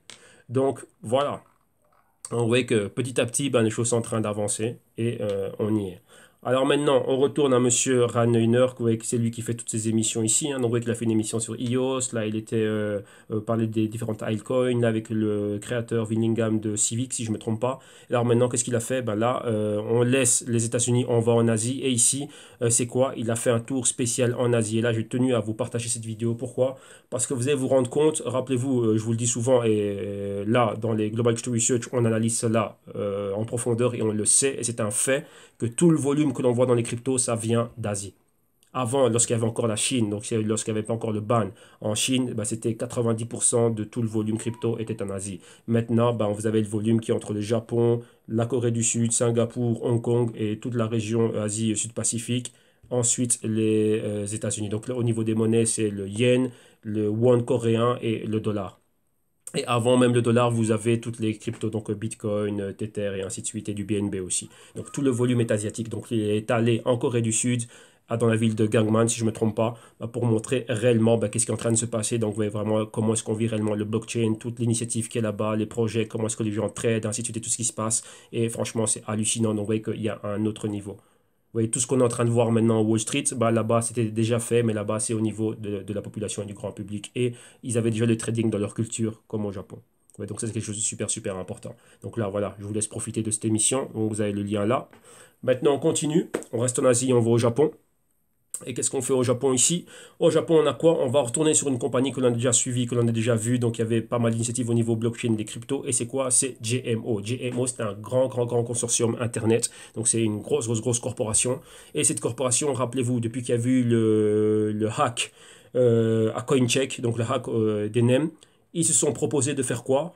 Ben, d'avoir l'initiative de eux maintenant créer leur propre exchange et de eux maintenant donner un service de custody, donc c'est-à-dire quoi? Un service d'assurance et de gardiennage de crypto, de wallet et ainsi de suite. Et maintenant, ils vont un peu plus loin dans la vision de Satoshi. Rappelez-vous que les cryptos aussi étaient là pour permettre des prêts entre particuliers. C'est ça la peer-to-peer économie. Donc ça, faut bien le comprendre. Ce n'est pas que, ouais, tiens, j'ai du trade, j'ai acheté à 10, j'ai revendu à 20. Non, c'est pour avoir un cas d'utilité concret au quotidien. Et c'est ça, lorsque des personnes ont du Bitcoin Cash, ici, vous voyez qu'il y avait déjà des prêts qui étaient faits en donc des micro-prêts, nano-prêts, tout ce que vous voulez, de prêts, même des big prêts, faits en Bitcoin. Et alors maintenant, ils ont intégré les prêts en Bitcoin Cash, en Ethereum, en Litecoin et en Ripple. Et maintenant, c'est quoi? Ben, les personnes qui ont des cryptos en holding, rappelez-vous que les cryptos, c'était aussi un investissement. C'est-à-dire, imaginez-vous, j'ai 1000 Bitcoin Cash en holding, et ben, je peux les prêter à la compagnie et la compagnie, elle, va les prêter à quelqu'un qui veut un prêt, par exemple. Un prêt hypothécaire, un prêt véhicule, un prêt vacances, un prêt tout ce que vous voulez. Et donc là, c'est une des utilités, un des cas d'utilité des cryptos. Rappelez-vous que c'est là aussi pour des prêts. C'est pour ça que je vous dis, il faut lire les white papers, surtout, si vous ne les avez pas tous lus, ce n'est pas grave, mais au moins, dites-moi que vous connaissez, vous avez au moins lu le white paper de Satoshi Nakamoto, parce que c'est de là d'où tout commence. Donc là, pour mes insiders, moi je ne m'en fais pas pour vous, parce que je sais que là, nous on l'a fait. Donc là, voilà, mais vous voyez que c'est un point clé ici, le prêt de quoi? Le point de prêt entre clients, entre particuliers. Et là, maintenant, le GMO Internal Group vient maintenant permettre cela. Vous voyez, l'initiative a déjà été lancée et avec le Bitcoin, et maintenant c'est pour le Bitcoin Cash, Ethereum, Litecoin et Ripple. Et maintenant, comme je vous dis, il y a un sacré nombre. C'est pas oui, j'ai un Ripple, je viens le prêter. Non, il y a un certain nombre ici. Donc vous voyez que les prêts vont de 100 à 1000 Ethereum. Donc là, minimum 100 Ethereum pour participer à ce qui est le prêt. Pourquoi? Lorsque vous prêtez par exemple 100 Ethereum, vous allez recevoir 2 Ethereum d'intérêt. Oui, au niveau du Bitcoin Cash, on va en avoir minimum 50 à 500. Le Litecoin, minimum 300 à 3000. Et Ripple, minimum 100 000 à 1 million. Et vous voyez qu'à chaque fois, il y a un intérêt. Donc, l'intérêt, c'est plus ou moins 5% de ce que vous prêtez. Donc, vous voyez que là aussi, c'est ça. Donc, vous voyez que là, ça directement, ça fait tomber des fausses croyances. Je dis ça pourquoi? Il y a pas mal de personnes de Wall Street, donc vous voyez qu'il y a déjà pas mal de vidéos que j'ai partagées ici avec vous, où ils disent oui, ben tiens, avec les cryptos, je peux rien faire, c'est pas comme une action, ça me donne accès à un dividende, quoi que ce soit. Non, parce qu'ils n'ont pas compris c'est quoi, ils n'ont pas compris ça sert à quoi. La crypto, lorsque vous l'avez en holding, donc vous voulez comprendre maintenant, voilà, imaginez-vous maintenant, Satoshi Nakamoto, lui qui a 1 million de Bitcoin. Et si maintenant il est prêt à une compagnie comme GMO, il a un intérêt de 5%. Donc vous voyez que ce que j'ai me donne accès à une rente. C'est comme j'achète un appartement et je calcule par rapport à ce que j'ai, ben voilà, la rente que j'ai, c'est quoi? Ben, c'est les personnes qui vont payer mon loyer. Mais maintenant, ici, vous voyez que c'est quoi? Un appartement, ben, je dépends du locataire. Si le locataire perd son boulot ou qu'il est insolvable, problème. Si la personne à qui j'ai vendu la maison, ben, demain, elle perd son boulot et ne sait pas rembourser le crédit, problème. Vous voyez, liquider ça, c'est difficile. Mais ici, on est dans le crypto monde, on est dans le monde du blockchain. Blockchain, c'est quoi? Je n'ai pas besoin de faire confiance dans la solvabilité de telle ou telle personne. Rappelez-vous que le blockchain, c'est ça, c'est décentralisation, c'est trustless. Donc, je n'ai pas besoin de faire confiance. Le réseau, moi j'ai confiance dans le réseau, j'ai confiance dans le code, j'ai confiance dans la cryptographie et on ne va pas laisser une personne avoir accès à mes fonds si elle n'a pas été validée par le réseau. Donc qu'est-ce que ça veut dire? Ça veut dire, bah tiens, aujourd'hui, je peux faire du business avec tout et n'importe qui. Je peux être moi au Japon et prêter à quelqu'un au Zimbabwe. Tant que le Zimbabwe va lui permettre. Prêter à quelqu'un en Corée, prêter à quelqu'un en Argentine, prêter à quelqu'un au Venezuela, prêter à quelqu'un au Canada. Ouais, c'est ça. Et ça, c'est la puissance. Et ça, c'est un des faits. Et ça, c'est une des choses que beaucoup de personnes n'ont pas compris, ont passé de haut, tout simplement parce qu'elles n'ont pas été en profondeur au sujet des cryptos. C'est que les cryptos sont là aussi pour permettre des prêts entre particuliers. Ouais. Et là, maintenant, le GMO donne ce service. Pourquoi? Vous voyez qu'il y a ce côté quand même centralisé. C'est quoi? Ben, elle doit s'assurer que tout ça, ça va être fait sur smart contracts. Ben, s'assurer que les parties sont là. Donc, eux, ils sont là pour le clearing. S'assurer que tout va bien. Et bien sûr, une partie de ces 5%, ben, ça va aussi passer pour eux. Pourquoi? Ils donnent ce service-là. mais le tout vis-à-vis du blockchain, mais c'est eux qui viennent mettre sur place cette infrastructure et permettre aux personnes d'être là et de venir et de pouvoir faire ce genre de choses. Donc, vous voyez que des projets comme ça, il y en a énormément. Donc, vous voyez qu'il y a des choses énormes au niveau du blockchain. Et juste ça ici, pour un monsieur comme Warren Buffett qui dit, bah tiens, j'aime pas les cryptos parce que je peux pas avoir un dividende, j'ai aucun revenu par rapport à ça. Ah ben tiens, monsieur Warren Buffett, vous avez accès à un dividende maintenant par rapport à ça, lorsqu'il y a un cas d'utilité concret pour votre crypto. Ouais, donc là, pour ceux qui ne le saviez pas, bah maintenant vous le savez. Et ça, c'était déjà repris dans le white paper de Satoshi Nakamoto. Il le disait bien en long et en large. Que ça, c'était une des choses qui pouvait être faite. Pourquoi? J'ai plus besoin d'aller demander un prêt à la BNP Paribas, ou aller demander un prêt à Société Générale, ou demander un prêt à JP Morgan. N'importe qui peut avoir accès à cela. Et vous voyez ici, GMO, une entreprise Internet, vient faire ce genre de choses. Donc, vous voyez que la banque, maintenant, elle est rendue obsolète. La banque centrale est rendue obsolète. Donc, vous devez comprendre ça. Et ça nous renvoie à ce qu'on a vu au début, dédollarisation. Ouais, c'est très important. Maintenant, on reste en Asie et on va voir une autre corporation aussi qui a fait des grandes choses, donc Xunlei qui existe depuis pas trop longtemps. Et eux, ils viennent pourquoi? Ils ont l'ambition, la forte et la grande ambition de quoi? D'amener le blockchain 3.0 et ils sont sur le point de le faire. C'est une très jeune compagnie, mais elle a déjà fait des revenus immenses. Comme vous voyez ici, la compagnie, c'est quoi son business? Elle, c'est le cloud computing. Donc, c'est quoi le cloud? Cloud, c'est tout ce que vous voyez, le cloud, donc tout ce qui est dans les nuages, donc ouais, tout ce qui est online. Donc là, c'est quoi les rivaux? IBM, Microsoft et tout ce genre de compagnies. Bon, les Nvidia aussi donnent quelques trucs cloud, Adobe aussi, Oracle, SAP, Accenture, vous voyez tout ce genre de grosses compagnies. Et eux, ben, bossent et dans le cloud computing et dans tout ce qui est blockchain. Et cette compagnie a fait des retours immenses. Donc, c'est une compagnie qui elle bosse où elle, si je ne me trompe pas, elle est à la bourse de Hong Kong ou je crois que c'est de Shanghai, enfin, elle est en Chine. Voilà, ouais, si c'est Beijing, ouais, ça doit être Chine continentale. Et ils ont publié leur rapport, et leur rapport, bah, c'était quelque chose comment dirais-je, de terrible, hein. Juste avec ce premier trimestre 2018, on montre qu'ils ont eu une croissance de près de 118% d'année en année, donc ça c'est énorme. Donc vous avez pratiquement doublé votre business d'une année à une autre, bah, ça c'est énorme. Alors maintenant, bah, ils se sont dit quoi? Bah, maintenant on va rentrer dans tout ce qui est blockchain. Et on va commencer réellement à y aller. Donc, vous voyez, la compagnie existe là depuis 2003. Donc, par rapport à d'autres compagnies qui sont là depuis bien plus longtemps, bah, ce qu'ils sont en train de faire réellement, bah, c'est très fort. Et maintenant, qu'est-ce que vous voyez que Chunglei a 400 millions de Chinois comme clients. Et donc là, maintenant, permettre ouais, le P2P, donc des transactions de particulier à particulier. Le tout à travers le blockchain. Rappelez-vous ce qu'on a vu au niveau de GMO, donc permettre des prêts entre particuliers, ça peut être fait à travers un réseau blockchain de particulier à particulier. Donc vous voyez que là, réellement, il y a quelque chose de très fort. Et maintenant, eux, ils interviennent dans quoi? Bah, cette blockchain, ils ont la plateforme et le tout basé sur le Thunder Chain, comme ils appellent ça, basé sur leur cloud et ainsi de suite. Donc là, voilà, ils peuvent le faire. Donc eux, c'est ça, hein. Donc de la blockchain 1.0 à la 3.0. Maintenant, il faut comprendre, lorsqu'on parle de blockchain 1.0, c'est quoi? 1.0, ce serait le Bitcoin. 2.0, ce serait Ethereum. 3.0, ce serait eux. Et vous voyez qu'il y a Cardano qui parle du 4.0, Tangle et IOTA aussi parlent du 4.0. Donc là, il y a une bataille entre IOTA et le Cardano pour voir qui va faire la blockchain. Bon, on dirait qu'ils sont 3.0 ou 4.0.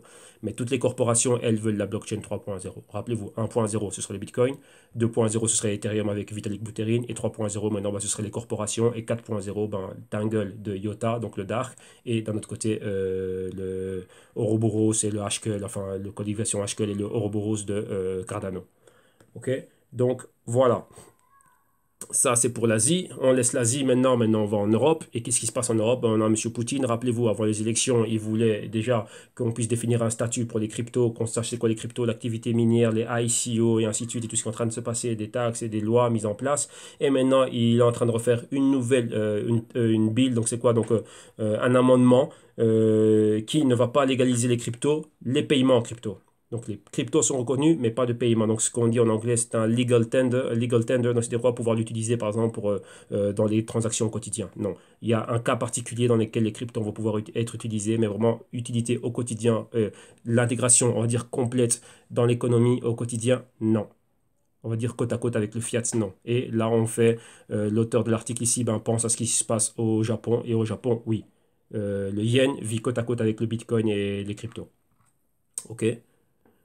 Donc voilà, ça c'est pour l'Europe. Maintenant, on va en Allemagne et on va à Stuttgart. Donc rappelez-vous, Francfort, c'est là où il y a la plus grande bourse. Donc lorsqu'on parle d'Allemagne, on parle du DAX, donc le DAX 30. Et maintenant, on va à Stuttgart. Et là, qu'est-ce qui se passe? Donc c'est la deuxième plus grosse bourse allemande, donc qui est basée à Stuttgart. Qui, elle, qu'est-ce qu'elle va faire aussi? Comme vous voyez ici dans l'article, elle va lancer son quoi? Elle va lancer une application crypto trading. Donc vous voyez qu'en plus des actions, bah, elle va aussi donner quoi? Une zéro fee. Donc c'est-à-dire quoi? Sans commission trading app pour pouvoir trader quoi? Ben, des crypto-actifs. Donc vous voyez que là, cette initiative, elle est là et elle se fait. Et donc vous voyez que pour le moment, ils vont donner 4 cryptos. Vous voyez que c'est toujours les mêmes cryptos qui arrivent, ce sont les plus connus, les mieux capitalisés et les favorites des Wall Street. Rappelez-vous que la bourse, c'est ça, hein, la bourse mondiale, les marchés, les places boursières mondiales, c'est ce qu'on appelle Wall Street. En gros, c'est ça. Dès qu'on dit Wall Street, c'est pas uniquement Wall Street, New York. Non, pensez Wall Street, tous les marchés de capitaux internationaux. OK? Et donc là, les 4 qui vont donner, c'est quoi? Bitcoin, Ethereum, Litecoin et Ripple. Donc là, super intéressant. Après, vous avez bon, voilà, le pourquoi du comment, ils vont donner la plateforme, qu'est-ce qu'elle va avoir, le zéro fee, donc on va dire sans commission et ainsi de suite. Voilà. Ensuite, on continue.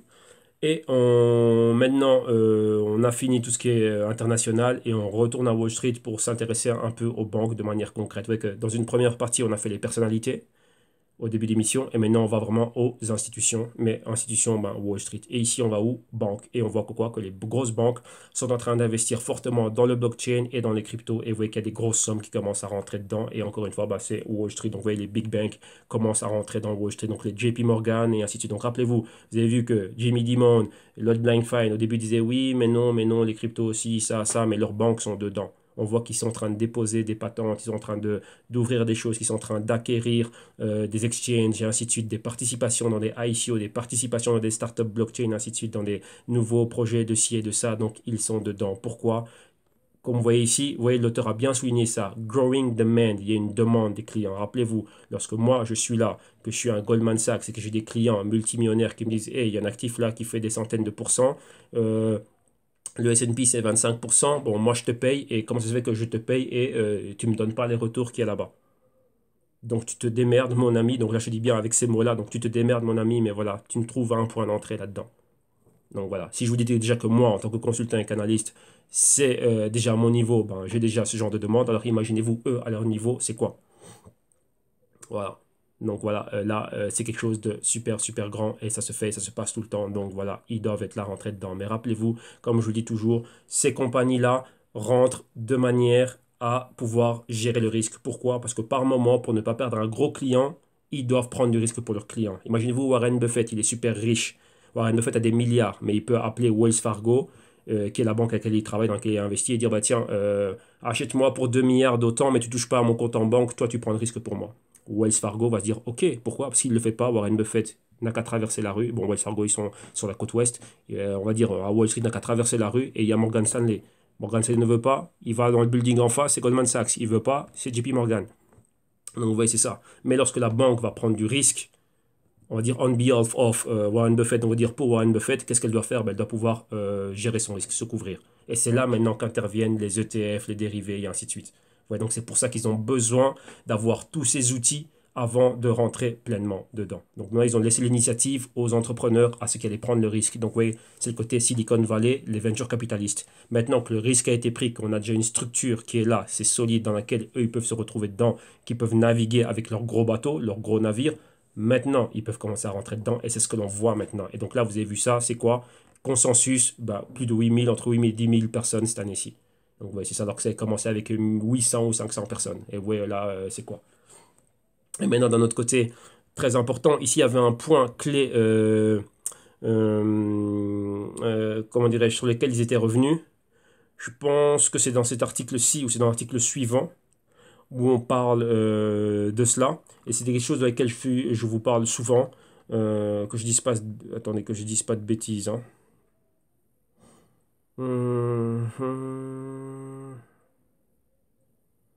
Non. C'est en relation avec cet article-ci, mais je pense que c'est dans l'article suivant, où on vous parle de quoi? Comme je vous dis toujours, voilà, je pense que c'est ici, que les grosses institutions, lorsqu'ils vont rentrer, ne vont jamais rentrer dans les plus hauts. Et eux, lorsqu'ils veulent rentrer, ils veulent rentrer, voilà, c'est ici que c'est ça, c'était repris. Ils veulent rentrer dans les points les plus bas. Donc ouais, ici encore une fois, bon, l'article parle de JP Morgan Chase qui aussi sont en train de quoi, warming. Donc ouais, encore une fois, Jamie Dimon est en train de s'échauffer à quoi, à trader le Bitcoin, Ethereum, Ripple et le Litecoin. Tout simplement, c'est vrai qu'il rentre dedans, mais maintenant voilà, on ne s'en cache plus. Maintenant, qu'est-ce qu'il y avait là, c'est l'une des Daniel Pinto qui lui en a parlé. Donc là, c'est un des chefs corporate de la banque d'investissement. Donc banque d'investissement, dès que vous voyez investment bank, c'est le côté trading. Donc on trade pour nous, ce qu'on appelle le proprietary trading, c'est-à-dire trader pour le compte de la banque. Donc là, la banque vient pour faire des bénéfices. Donc elle vient pour tuer. Donc ça, c'est votre, enfin, même pas votre, notre contrepartie lorsqu'on est en train de trader, c'est le côté investment banking. Le côté corporate banking, c'est pour des services corporate, donc après pour des corporations, leurs comptes, et ainsi de suite et tout ça. Ok. Donc là, c'est ça.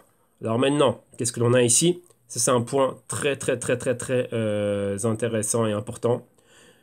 Ici, c'est quoi? Traduction, on va traduire ça rapidement. L'une des théories qui était mise sur pied, rappelez-vous, je vous en ai parlé dernièrement, la manipulation du marché avec ce qui s'est passé avec MTGOX, le dump. Et beaucoup de personnes disent que ça a été quelque chose qui était manipulé. Pourquoi? Rappelez-vous, vous suivez les analyses que je fais au quotidien. On avait déjà analysé la baisse avant le MTGOX. Rappelez-vous, il y avait MTGOX, le dump, de 2000 bitcoins, je ne sais pas combien. Avec en relation avec ça, que je dise pas de bêtises, l'exchange Upbit, ouais, c'était Upbit, je pense, en Corée du Sud. Et plus avec ça, Jensen Huang de Nvidia, commentaire négatif au sujet des cryptos et de l'activité minière pendant un moment de baisse. Donc ça, c'était une couche qui était rajoutée. Et ici, l'auteur de l'article, qu'est-ce qu'il dit? Il dit bien ici que c'était une théorie qui a été mise pourquoi? Pour que ce soit un catalyseur qui force encore bien plus la manipulation, donc qui force encore bien plus la baisse. Pourquoi? On dit bien que ce qui s'est passé, this means, donc cela fait quoi? Ça allait impacter les marchés d'une manière à déclencher un bear market.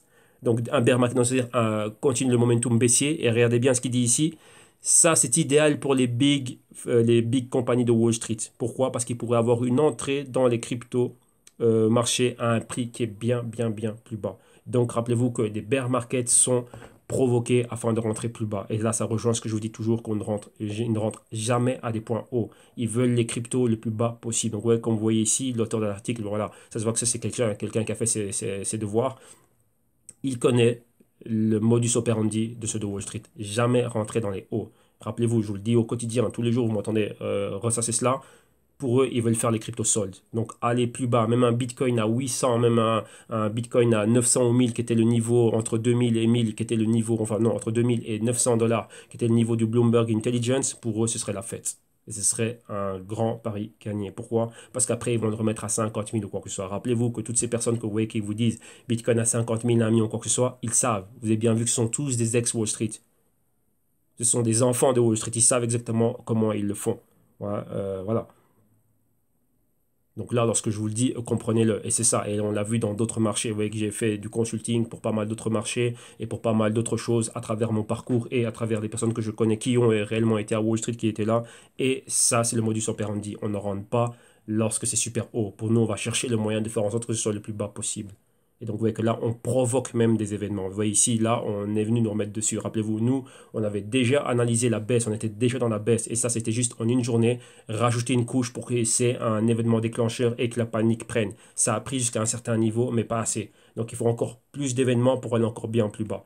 Et là, vous voyez ici qu'après, on vient quoi? On parle de personnes comme le Soros Fund et ainsi de suite qui ont dit, oui, ok, tout cela, ils vont commencer à rentrer dedans. Mais rappelez-vous, il ne faut jamais rentrer au niveau auquel on est aujourd'hui. Les niveaux, là, c'est encore trop haut pour eux, il faut encore aller bien plus bas. Et donc là, vous voyez que là, c'est ça. OK?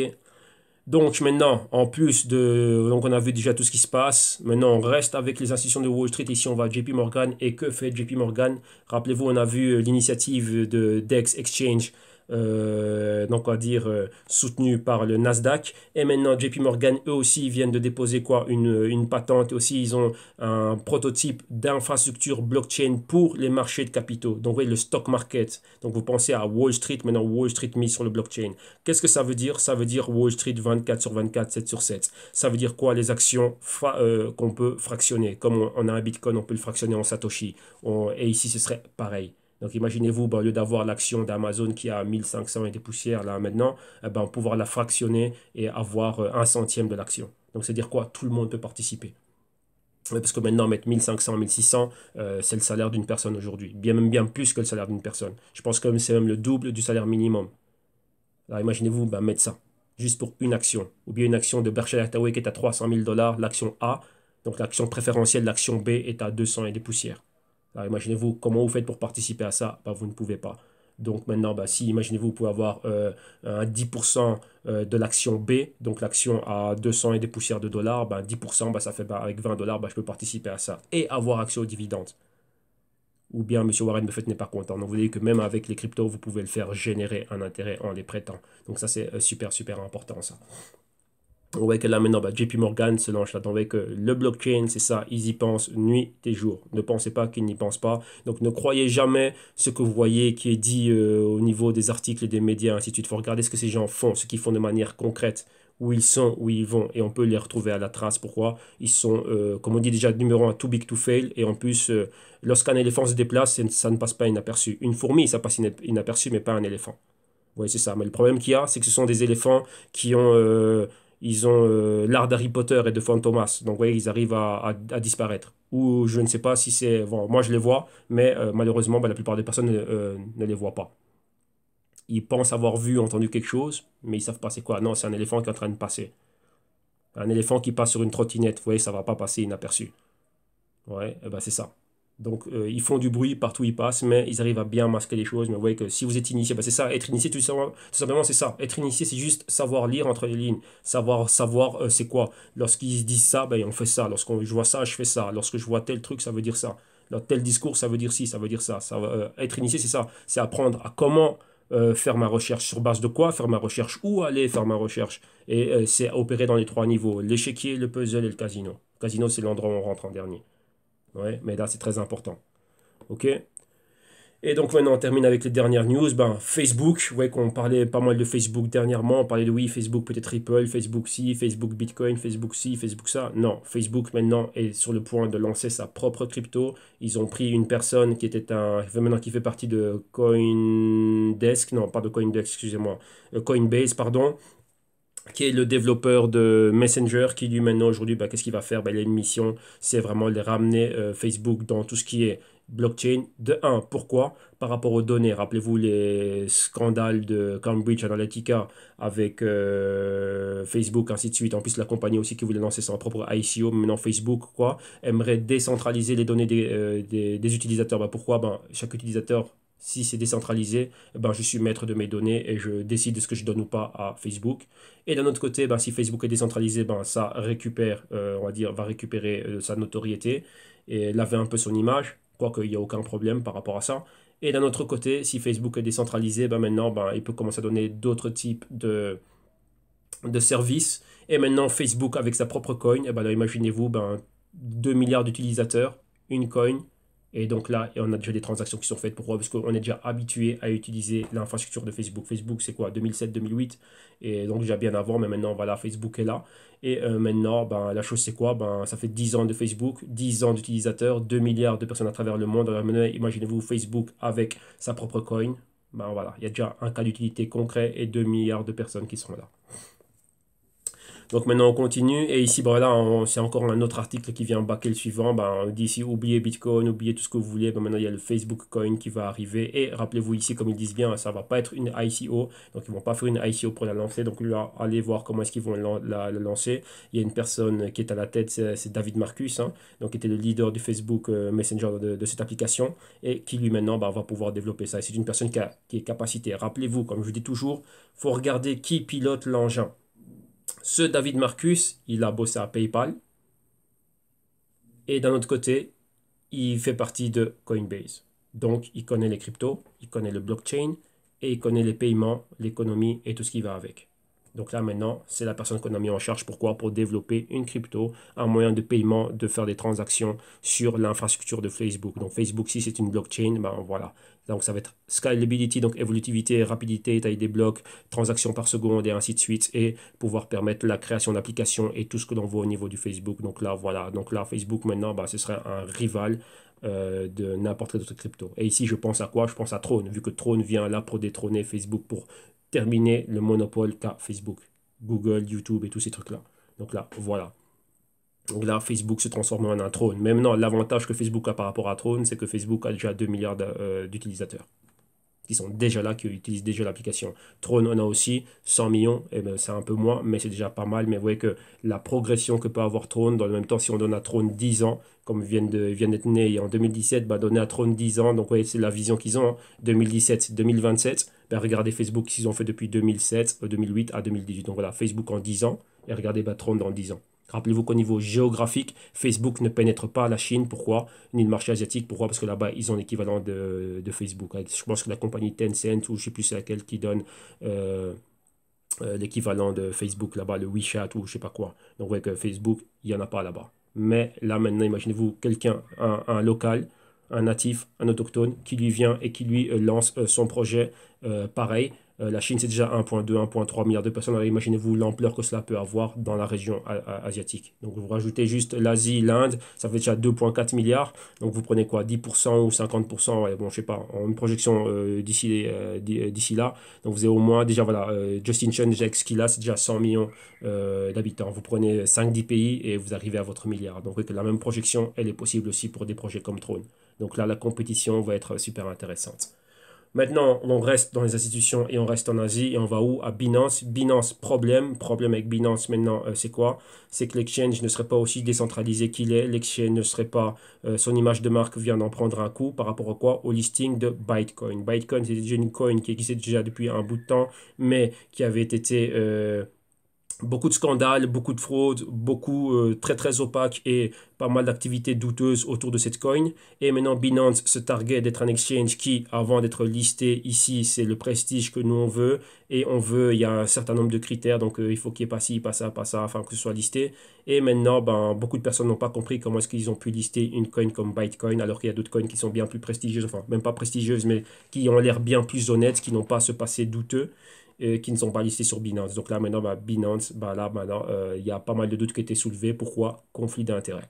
Donc quoi? Est-ce qu'il y aurait de l'argent qui serait passé par-ci, par-là? Et donc là, vous voyez qu'il y a une fameuse image. Hein. Donc ici, Greenspan, Bernanke et ce monsieur, là, je ne vois pas c'est qui. Et maintenant, bah, voilà, c'est ça. Donc la même histoire que ce qui se passe aux États-Unis avec la Fed, ainsi de suite. Enfin, pas aux États-Unis, mais bon, dans le monde de Wall Street. Donc maintenant, bah, quand on est dans le monde de l'argent, ça sous-entend quoi? Ben, dessous table, pot de vin, arrangement. Donc en gros, c'est quoi? On va dire, pour pas employer des mots aussi impactants, on va dire conflit d'intérêts au niveau du Binance. Donc si ici, tu as des problèmes, mon ami, il faut que tu puisses expliquer ça à la communauté. Donc voilà, donc ça c'est ce qui se passe ici pour Binance. Maintenant, on va pas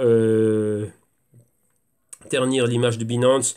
Binance, maintenant, ils viennent de dire quoi? Ben, ils viennent d'annoncer qu'ils vont lancer des paires. Je pense que ça a déjà été lancé hein, pour le True USD. Donc, True USD, c'est quoi? Donc, ce serait le vrai dollar. Rappelez-vous, tokenisation du dollar. Ça, c'est encore une autre initiative. De quoi? Donner une stablecoin, un peu comme le Tether. Rappelez-vous que le Tether, c'est une stablecoin. Mais qu'est-ce qui se passe? Le Tether, très opaque, un peu comme le Byte, je sais pas, c'était quoi là? La coin qu'on avait vu juste avant. C'était laquelle ici?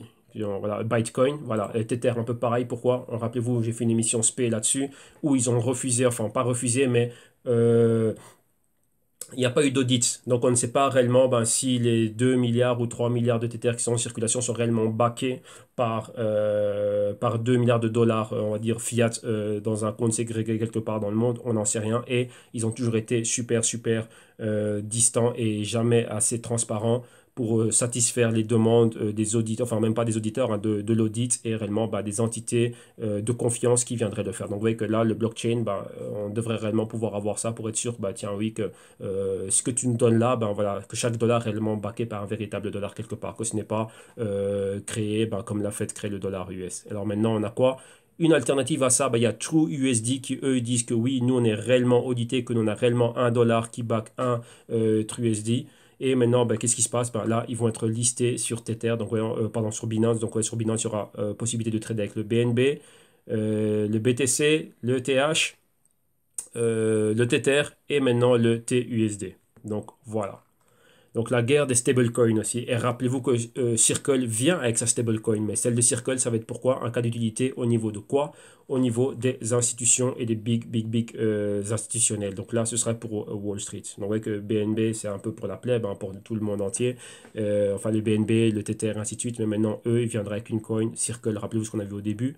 uniquement pour tout ce qui est Wall Street et ainsi de suite. Donc là, c'est pareil, hein, donc tu n'as pas 500 000 à changer en notre dollar circle ou je ne sais pas quoi. Ben, ça ne nous intéresse pas. Alors ici, on va à l'un des personnages qui était repris, donc Steve Hainsman, qui était repris dans le film de Big Short, vous voyez, avec Brad Pitt, ainsi de suite et tout ça. Et maintenant, bah, là, il vient quoi? Bah, il parle du Bitcoin, il parle des cryptos. Donc, il vient donner son avis et ses commentaires par rapport à ça. Donc, vous voyez que là, c'était dans la semaine consensus. Donc, vous voyez un peu le genre de personnes qui ont été là. Et donc là, lui, c'était une des fameuses personnes repris dans le film qui avait mis un fameux short lors de la crise de 2007-2008, la crise immobilière et financière de Wall Street. Donc, voilà, une des personnes qui s'est enrichie durant cette période-là. Et donc, voilà. Donc là, maintenant, ici, qu'est-ce qui se passe? Lors de la semaine de consensus, on lui demande son avis sur le Bitcoin et les cryptos. Donc là, je vais vous laisser découvrir cela. Vous avez la vidéo ici. Donc, vous voyez que très intéressant, vous voyez que de plus en plus, comme je vous l'ai dit, on n'a que des personnages de Wall Street. Et ici, j'étais obligé de finir avec cela. Comme ça, vous allez pouvoir l'entendre de votre propre bouche. Vous voyez qu'on parle toujours de Jimmy Dimon, ceci, Jimmy Dimon, cela. Non, maintenant, vous allez savoir c'est qui Charlie Munger. Donc, vous voyez déjà le genre de vidéo, pas très ennuyant. Vous voyez déjà le genre de personnage que c'est. 94 ans. Doyen du stock market avec son acolyte Warren Buffett. Donc lui, c'est l'analyste, donc le conseiller, donc le bras droit de Warren Buffett, ce monsieur ici. Donc oui, c'est le vice-chairman, donc c'est lui qui préside, c'est lui qui préside la sphère directrice au sein de Berkshire Hathaway. Et donc voilà, ils ont fait des milliards ensemble. Alors maintenant, lui, il a eu des propos encore bien plus durs vis-à-vis des cryptos et des bitcoins. Mais comme je dis, lorsque vous voyez ce genre, enfin ce monsieur, et qu'il y fait un commentaire déjà son nom, je suis sûr que 90% des personnes ici sur le canal ne savaient pas qui c'était.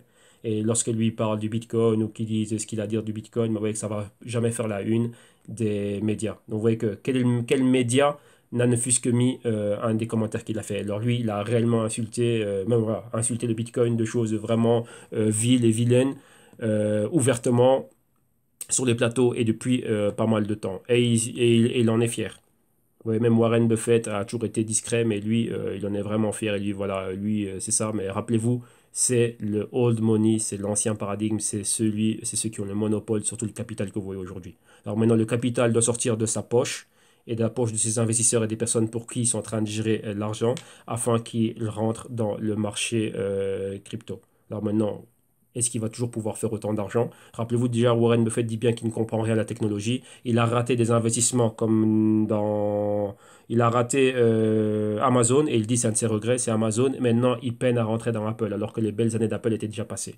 Apple, à un moment donné, était à 700 dollars. Ils ont fait un split de 7 à 1, donc ils sont tombés à 90, 100 dollars. Maintenant, ils remontent et on redonne Apple dans les projections, c'est quoi? 230, 250 dollars. Et là, maintenant, il recommence à rentrer dedans. Et il veut contrôler Apple. Je pense que maintenant, il était de 2%, il a dû monter à 5 ou 7% de Apple. Enfin, il contrôle ces deux messieurs. Et ils l'ont dit. Voilà. Lui, il n'a pas dit, mais Warren Buffett on voit qu'il est un peu plus sympathique et avoué avoir raté cela. C'est ses grands regrets. Amazon et Apple, il dit voilà, c'est un regret aussi, mais il dit il fait tout ce qu'il peut pour pouvoir rentrer dedans. Donc maintenant, comprenez que ce sont eux qui ont le capital. Alors pourquoi eux devraient prendre leur capital? Ils ont déjà fait des milliards et maintenant les mettre dans les cryptos. Rappelez-vous ce qu'on a vu au début, que eux, ils ont leur argent encore dans le business, pas dans le fiat. Ceux qui ont du fiat aujourd'hui, ils veulent préserver, utiliser le Bitcoin comme stock de valeur. Eux n'ont pas besoin de stock de valeur. Eux, rappelez-vous, ils utilisent quoi? Les compagnies. Ils ont des business. Lui, actionnaire majoritaire, enfin ces deux messieurs, actionnaire majoritaire dans Berkshire Hathaway et dans d'autres compagnies. Donc ils ont leur argent sur des rentiers au niveau des business. Et lui, son argent vient de quoi? Son argent vient d'Amazon. C'est l'actionnaire majoritaire d'Amazon. Et c'est un ancien trader aussi. Beaucoup de personnes ne savent pas que Jeff Bezos, c'est un ancien Wall Street, ancien trader de Wall Street. Ouais, tout comme Peter Thiel aussi, ancien trader de Crédit Suisse. Ouais, eux, ils ont leur argent et dans le business. Et ouais, que maintenant, qu'est-ce qu'ils font? Ils investissent dans des startups. Ouais, voilà, ce monsieur, c'est lui qui est derrière Vitalik Buterin et ce qu'on connaît aujourd'hui d'Ethereum et encore d'autres projets. Et dans le Bitcoin aussi. Donc ouais, c'est ça que vous devez comprendre. Pourquoi devrait-il prendre leur argent et maintenant aller dans ci ou ça? Rappelez-vous ce que je vous ai dit, ce que vous avez vu à un moment donné, que GMO essaye de faire, de maintenant, tous ces des personnes qui ont plus de 1000 ou je ne sais pas combien, qui ont des centaines de cryptos, vous les prêtez, voilà, vous les prêtez pour faire des prêts à la boîte et la boîte, elle les prête à ceux qui veulent des prêts pour de la consommation. Et maintenant, qu'est-ce qu'il y a? Ça peut être consommation et business. D'un autre côté, vous êtes quoi? Vous êtes rentier, pourquoi vous avez un intérêt? Mais Warren Buffett fait pareil. Sachez une chose, que lorsque vous avez des actions, et que vous les gardez, vous pouvez prêter des actions et on peut vous donner quoi? Vous avez un intérêt par rapport à ces actions. Donc en plus d'avoir des dividendes, vous pouvez avoir un intérêt. L'intérêt vient d'où? Toute personne qui veut mettre un short est obligée d'emprunter des actions et donc là, il y a un taux d'intérêt qui va avec cela. Donc on emprunte des actions à une personne qui les a en holding. Imaginez-vous aussi, moi, j'ai 1 million de bitcoin comme Satoshi Nakamoto et qu'une personne veut shorter le bitcoin, pas le dérivé ou l'ETF ou le dérivé contrat futur CBOE ou du CME, mais le véritable sous-jacent. Satoshi Nakamoto qui a 1 million de Bitcoin, et ben on va dire, voilà, tu veux shorter combien? Ben, je vais en shorter 100 000, ben, un dixième, ben, voilà, je te prête un dixième de ce que j'ai, mais tu me donnes X% sur l'opération pendant X temps, le temps que tu la fasses. Et tous les jours, ben, tu as un taux d'intérêt qui est en train de tourner. Et c'est ces taux d'intérêt qui sont reliés au Libor ou à l'Euribor.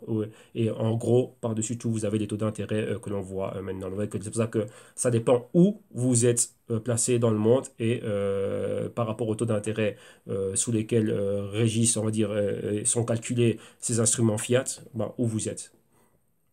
Ouais, donc là, c'est ça. Mais là, après, voilà, là, c'est encore toute une autre histoire. Mais voilà, donc ouais, comme je l'ai dit au début, c'est une émission ici, dans ce crypto rapport, j'ai pris le temps d'aller un peu plus loin. Vous voyez que là, on devient de plus en plus fondamental, on est de plus en plus Wall Street et tout ce qui va avec, parce que c'est ça. Donc ouais, maintenant, ils sortent de l'ombre, ils sont là. Ça va être leur moment, et comme vous l'avez vu dans les articles, là, pour eux, ce serait rentré bien, bien plus bas. Donc maintenant, ben, chers utilisateurs, chères personnes, toi qui novice, qui me regarde pour la première fois, qui vient découvrir le canal ou quoi que ce soit, c'est le temps d'arrêter les blagues. Faites attention à tout ce que vous voyez à gauche, à droite sur Internet. C'est le temps réellement bah, de vous mettre à niveau et de vous préparer à ce qui va venir par après, parce qu'il va y avoir des mouvements, des bons mouvements, mais celui qui ne sait pas ce qu'il fait va être du mauvais côté du trade. Et tout ça, tout simplement, c'est pas là où vous avez envie d'être. Le but du jeu ici, lorsqu'on a investi, bah, c'était avoir un retour sur ce que l'on a et être positionné pour... on anticipe les mouvements futurs. Et c'est ça, et on veut être du bon côté du trade. Donc, soyez sûr de ce que vous faites, vu que vous voyez exactement bah, à qui vous avez affaire. C'est eux, notre contrepartie. Donc, on doit être au niveau. OK? Donc voilà, donc là c'est tout pour aujourd'hui. Nous on va se retrouver demain pour notre beat dimanche. Donc on va commencer la semaine. Vous voyez que maintenant bah, le consensus est fini. Donc maintenant on va reprendre la semaine, on va reprendre les analyses, on va reprendre les choses de manière très très très sérieuse, bien se positionner et aller de l'avant. Donc bon courage à tous, excellent week-end, bon samedi, on se retrouve demain dimanche. Et donc voilà, bye bye.